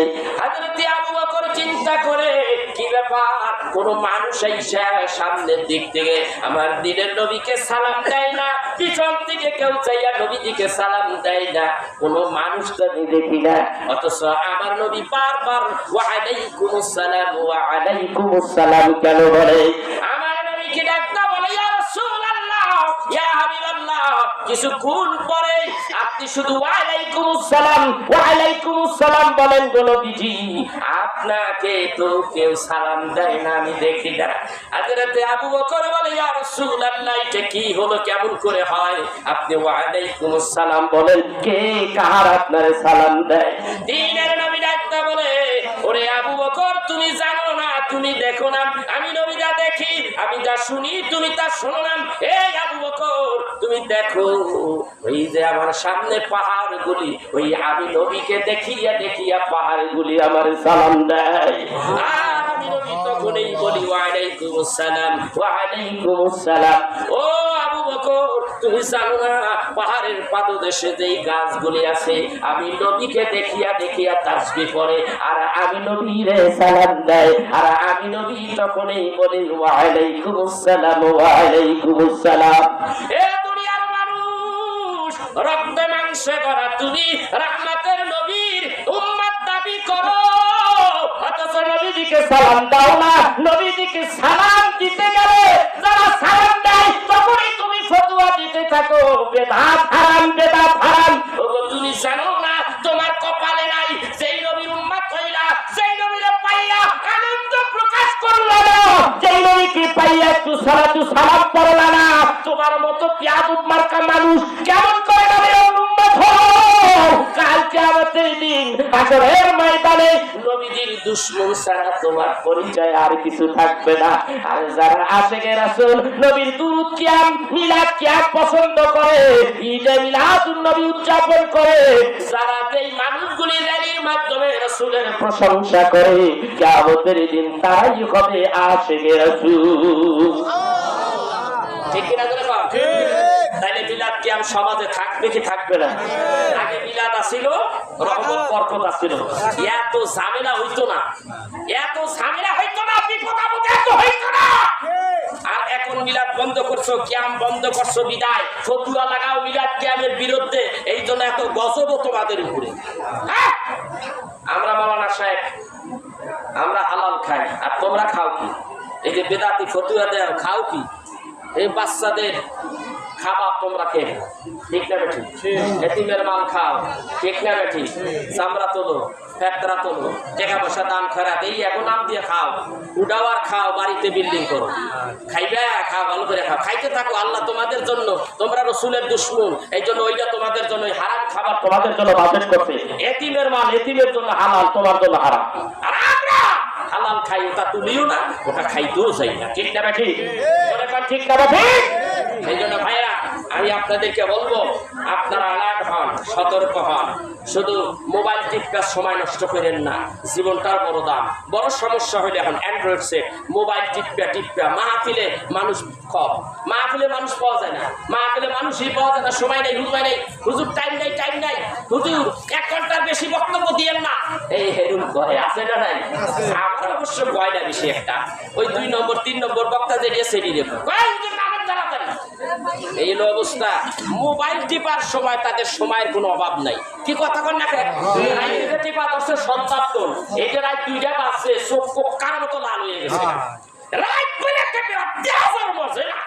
কথা কয় দেখে ওই সময় আর ডিস্টার্ব হয় না। কিন্তু ঘুমের থেকে উঠতে তার ফজর গেল কোথায়, আর জোহর তার কোথায়, ঘুমাইতেছে তো নাকটাই না, নাকে সরষের তেল দিয়ে। এর বিচার একদিন হবে, ঠিক না বেঠি? নামাজ অত্যন্ত গুরুত্বপূর্ণ একটি ইবাদত, ঠিক না? জোরে কর। নামাজ পড়ে না চোরের গোষ্ঠীরা, মোবাইল টিপবে। আপনি কন্দে 2টায় যেই বেটা ঘুমায়, ফজর আসে না গেছে, কথা কয় না? যেই বেটা 3টায় মোবাইল টিপবে, 3টায় শুইতে যায়, আর নামাজ গেছে না আছে, কথা কয় না? 12টার পরে গেলেই ওর নামাজের ডিস্টার্ব আছে। আমাকে অভ্যাস হয়ে গেছে, আমরা ঠিক সময় আল্লাহ আমাকে উঠে। আপনি চেষ্টা করেন, কিন্তু মোবাইল টিপবেন না। মোবাইল বড় ভাইরাস, বড় খারাপ। এটারে টাচ দিলে, এটারে ধরতে গেলে মনে করেন ওটা আপনার আজকে এলিছে, কতক্ষণ দেখেন ওরা এমন ভাবে আটকাইবে, আপনার আটকান লাগবে না, ও আপনার ঠিকই আটকে এলি। ওটার মধ্যে আছে নাকি বলছো দেখি, কি আছে? ওই একটা জিনিস এখানে ঘুরে আর গাড়ি। কিন্তু 2-1টা জিনিস বেশি হয় যে কোথায় কোন ঘটনাটা হচ্ছে, এটা নতুন নিউজ আসে। অ্যাক্সিডেন্ট, একটা অ্যাক্সিডেন্ট হলে, অ্যাক্সিডেন্ট জীবনে দেখেন নাই কত প্রকারের অ্যাক্সিডেন্ট হচ্ছে প্রত্যেকদিন। ওরা দেখার দরকার আছে, মোবাইল দেখবো কেন, এত মোবাইল দেখবো কেন? হ্যাঁ, কোরআন তারা শুনতে পারে, একটু ওয়াজ নসিহত যেটা ভালো লাগে, ভালো একজন বক্তা আলোচকের তরিকাপন্থী ভাইদের আলোচনাগুলো শুনতে পারেন, কিছু জানতে পারবেন, বুঝতে পারবেন। আজকের ওয়াজের মধ্যে অনেকটাই ঢুকে নেয়। হ্যাঁ, রেকর্ড যখন হয়ে গেছে, এটা রিপিট করে যখন শুনবেন, তখন আপনার মাথার মধ্যে একটু একটু করে ঢুকতে পারে। এটা শুনতে পারেন, এটা জায়েজ আছে। দিনের বেলা একটা সময় শুনে, রাইতে শুনেন না, রাইতে শুনে আবার নামাজ নষ্ট করেন না, আবার আমারও দোষী করেন, কথা কন না? এইগুলি করা যাবে না। এইগুলির থেকে আল্লাহ রাব্বুল আলামিন আমাদের সবাইকে যেন বাঁচিয়ে দেয়। আমাদের ছেলে মেয়েগুলি এখন লেখাপড়া করতে যায় না, কলেজ ভার্সিটিতে ক্লাসই চলে না ঠিক, কথা বল না? আমার একটা মাদ্রাসা আছে, মাদ্রাসায় পোলা পানি পাই না ঠিক, প্রত্যেকটা মাদ্রাসার একই অবস্থা, পোলা পানি নেই, খালি মোবাইলে খাতা। পরশু দিন আজকে কালকে হয়েছে ওয়া ওয়া ওয়া ওয়া খামানের লিগে ওই ওখানে ধরে বসে গেছে। কি রে হুজুর উদ্বোধন করলাম, কি উদ্বোধন করলাম? ভাই যে বিদেশ থেকে বড় একটা ই দিছে, কি দিছে? মোবাইল আছে, আমার এরকম একটা মোবাইল। আগে দেখো ব্রাহ্মণ বাড়ি ওয়াজ করতে গেছে, একটা পোলায় দূরাই আমার খালি উঠাইতেছেন, কে কি করতেছে? ব্যাড ইয়া করতেছি, ভাই ভিডিও করতেছি, ভিডিও খরচ, এটা কি? এটা মোবাইল, এত বড় মোবাইল, ইয়া বড় মোবাইল কেটা করতে পারছে? যেটা কোথা থেকে মারিন কেন? না হুজুর, আমার আব্বাই দিছে, আমার আব্বাই দিছে। আব্বা, আমার আব্বা ইটালি ভাই, ইটালির গোষ্ঠীতে আমারও দেশে দিচ্ছে, মোবাইল পাঠায়। এখন তো মোবাইলে তো কম কম পাঠায় তাই না? কিন্তু এই দেশে মোবাইল আছে, এই মোবাইলে খাইয়া নাই ওয়াইফাই এখন তো একেবারে ঘরে। আগে তো কিনলে একটা সময় শেষ হয়ে যেত, আর এটা আর শেষ হয় না। ঠিক না কথা কান থাকে তেজ কত রে, এত তেজ বাড়িতে আনলিমিটেড লাগাই দিছে। করতেছে দিনে রাইতে হোমানে, বাপেও যে হেনে, ভাইয়াও হেনে, বউ হেনে, পোলাও হেনে, নাতি কুতি সব একটা একটা ফিরে নিচ্ছে। এইগুলি ছাড়ে জীবন নষ্ট হয়ে যাচ্ছে, বুঝতে পারছেন? এখান থেকে আল্লাহ রাব্বুল আলামিন আমাদের বাঁচাক। আর যে সমস্ত আল্লাহর ওলিদের মাজারগুলি আছে এইগুলি আমরা একটু পরিচর্যা করব, এইগুলি আমরা একটু আল্লাহ হেফাজত করবো, আমরা একটু পাহারা দিয়ে রাখবো, ওই শয়তানদের হাত থেকে যেন বাঁচাইতে পারি। রাজি আছি সবাই? আল্লাহর ওলি আছে, দরকার আছে না নেই? বাঁচিয়ে রাখি। প্রতিষ্ঠানে হাত বাড়াও, প্রতিষ্ঠানের সব জিনিসপত্র ভাঙ্গো। তুমি কি জানো এইগুলি করতে কত টাকা লাগছে? তুমি যাইয়া বাংলা সলিমুদ্দিন কলিমুদ্দিন এইগুলির একদিন হিসাব হবে, ঠিক কিনা ধরে হিসাব একদিন হবে। তুমি মনে করো না বাবা, তুমি যে এই আকাঙ্ক্ষা করতেছো এই জিন্দেগি একইভাবে তোমার মন মতো চলবে, এইটা হইল না, এটার একটা পরিবর্তন আছে, আছে না নাই? আল্লাহ কয় সুখের পরে দুঃখ, ওয়ারাফা'না লাকা যিকরাক ফাইন্না মা'আল ইউসরি ইউসরা, ইন্না মা'আল ইউসরি ইউসরা। নিশ্চয়ই অবশ্যই দুঃখের পরেই সুখ। তুমি যে আমাদের কষ্ট দিতেছো, আমাদের সুখ একদিন আসবে, তুমি সেই দিন টের পাবে। একেনা ধরে বলেছে সুখের পরে সুখ, আমাদের সুখ আসবে সেই দিন। তোমাদের কি করবো আমরা তো বুঝতে পারতেছি না। আমরা তোমাদের মতো বেয়াদব না, আমরা ভাঙচুরের পক্ষে না, আমরা গড়ার পক্ষে, ঠিক কিনা ধরে? আমরা গড়ার পক্ষে, আমরা ভাঙ্গার পক্ষে। আমরা ভাঙ্গি না, আমরা বেয়াদব না, আমরা রাষ্ট্রের কোনো সম্পদ ধ্বংস করি না, আমরা আমাদের এরকম সুন্নিয়াতের কোনো রেকর্ড নাই। এগুলি আছে তাদের, সেই জন্য ওখান থেকে আমাদের বাঁচতে হবে। আমরা রাষ্ট্রের কোনো সম্পদ ভাঙবো না, আমরা কোনো মাজারে হাত দেবো না, আমরা মিলাদ কিয়ামের পক্ষে আছি, আমরা আল্লাহর ওলিদের পক্ষে আছি। রাজি আছি ইনশাআল্লাহ? আমি আপনাদের কাছ থেকে বিদায় হচ্ছি, রাত্রে অধিক হয়ে যাচ্ছে। আগামীকালকে আবার আমি নরসিংদীতে প্রোগ্রাম করতে হবে, বুঝলেন তো? এখন তো আমার একটু বয়স বাড়তেছে, বয়স বাড়তেছে না, বয়স বাড়তেছে। এই 2086 থেকে শুরু করছে, এখানে তো 88 থেকে শুরু, এখানে 88 সাল থেকে শুরু করছে। আমি 86 থেকে ওয়াজ করি, আজকে প্রায় 40 বছর ধর হয়ে গেল। তো দোয়া করবেন আল্লাহ যেন এই পথে রাখে, যতদিন বেঁচে থাকে এই পথেই থাকবে। কত মানুষ টাকায় বিক্রি হয়, আমার কাছে টাকা আসে, আমি কোনোদিন ধরি নাই, কোনোদিন কোনো শক্তির কাছে অপশক্তির কাছে বিক্রি হয়ে যায়, হব না। এরকম আমার সু হইতে রাজি না, কথা বুঝতে পেরেছেন? ওলামা সু হইতে রাজি না। আমি মানুষের জন্য দোয়া করতে চাই, তাদের কাছ থেকে দোয়া নিতে চাই। আর তোমরা মানুষের কাছ থেকে অভিশাপ নিচ্ছ, অভিশাপই পাও, ঠিক না? ঠিক। সবার কাছে দোয়া চাই। আমার ছোট ভাই, এটাও কুলপদ্দি দরবার শরীফ, চিশতিয়া দরবার শরীফের একজন পীর মাসায়েখ মানুষ। ওনার আব্বার সাথে আমার অনেক ভালোবাসা, ছোট ভাই আমার সাথে অনেক মহাব্বত ছিল। এইখানে আমার মামা ডাক্তার আব্দুল বারি রাহমাতুল্লাহ আলাইহি অত্যন্ত চমৎকার ব্যক্তি ছিলেন। তিনি একজন আশিকে নবী, আশিকে ওলি ছিলেন। তার সাথে আমার প্রাইভেট কথা হতো, ওই সময় অনেক ভালো লাগতো। এমন কথা তিনি বলতেন, খুব মহাব্বতের কথা। আমার একদিন বলে কথা বলে, কথা বোঝেন কয়েকদিন মানুষটা যে কথা বলে কি এইরকম ধরনের কিছু কথা আমার সাথে যখন শেয়ার করলো, সেই প্রথম দিকে যখন আসতে লাগলাম, কয়েক বছর গেল পরে কিছু কথা বললেন, তখন আমি মনে করছি যে না, 10টার ভিতরে কিছু আছে না। এই কথা সে জানে কি, আর এই কথা জানতে হলে একজন আল্লাহর ওলির কাছে যেতে হবে, আল্লাহর ওলির কাছে এই কথা আছে। সেখান থেকে আমি তারা বুঝতে পেরেছি যে তার ভিতরে কিছু আছে, বাস কথা বুঝতে পেরেছেন? তিনি আছেন। এইগুলি আপনারা অবশ্যই রক্ষণাবেক্ষণ করবেন, অবশ্যই দেখবেন। আর আমার ছোট ভাই যারা মোহাম্মদ রাফি শানে এলাহি, ওর দিকে খেয়াল রাখবেন আপনারা, সবাই ওকে খেয়াল রাখবে। যেমন ডাক্তার আব্দুল বারি নিয়ে আজকে দুনিয়ায় বেঁচে নাই, তিনি আজকে দুনিয়ার থেকে বিদায় হয়েছে, তার সন্তান হিসাবে সে গতিতে আছে, আপনারা খেয়াল করবেন। আর আমার আব্বা জানেন আমার আব্বার সম্পর্কে, আমার আব্বা একজন প্রবীণ আলেম ছিলেন, সারা বাংলাদেশে তার নাম ছিল, তার ভক্তবৃন্দ বিদেশ থেকে আসে। আপনারা ওই মাহফিলে যাবেন, এইগুলি সুন্নিয়াতের প্ল্যাটফর্ম, এইগুলি সুন্নিয়াতের প্ল্যাটফর্ম। আপনি সুন্নিয়াত সম্পর্কে জানতে হলে এই সমস্ত দরবারে যেতে হবে। ওই আজে বাজে গেলে আপনার আশেকের মন ভেঙে দেবে, ওইসব জায়গায় যাওয়া যাবে না। এমন কথা বলবো আশেকের মন ভেঙে দেবে। একটা আশেকের মন ভাঙবে ভাঙ্গা আর মসজিদ ভাঙ্গা একই কথা। আমি মনে করি একটা আশেকের মন ভাঙ্গা কাবা শরীফ ভাঙ্গা বলা একই কথা। কথা বুঝতে পেরেছি? সাবধান। যাই হোক, দোয়া চাচ্ছি, আর খুব শীঘ্রই আমি ওমরা হজে যাচ্ছি, একটু দেখার জন্য অনেক হজও করবো, আবার অনেক কিছু দেখার জন্য যাচ্ছি। কিন্তু বক্তা মানুষ, আলোচনা করতে হয়, অনেক কিছু জানা, প্র্যাকটিক্যাল দেখারও দরকার আছে। একবার গিয়েছিলাম, ঘুরে দেখেছি, তৃপ্তি ভরে নেই, আবার যাচ্ছি। দোয়া চাই যেন আল্লাহ সুস্থতার সাথে যেন ঘুরে আসতে পারি, আপনাদের খেদমত করতে পারি। সবার কাছে দোয়া চাচ্ছি। আসসালামু আলাইকুম ওয়া রাহমাতুল্লাহি ওয়া বারাকাতুহু।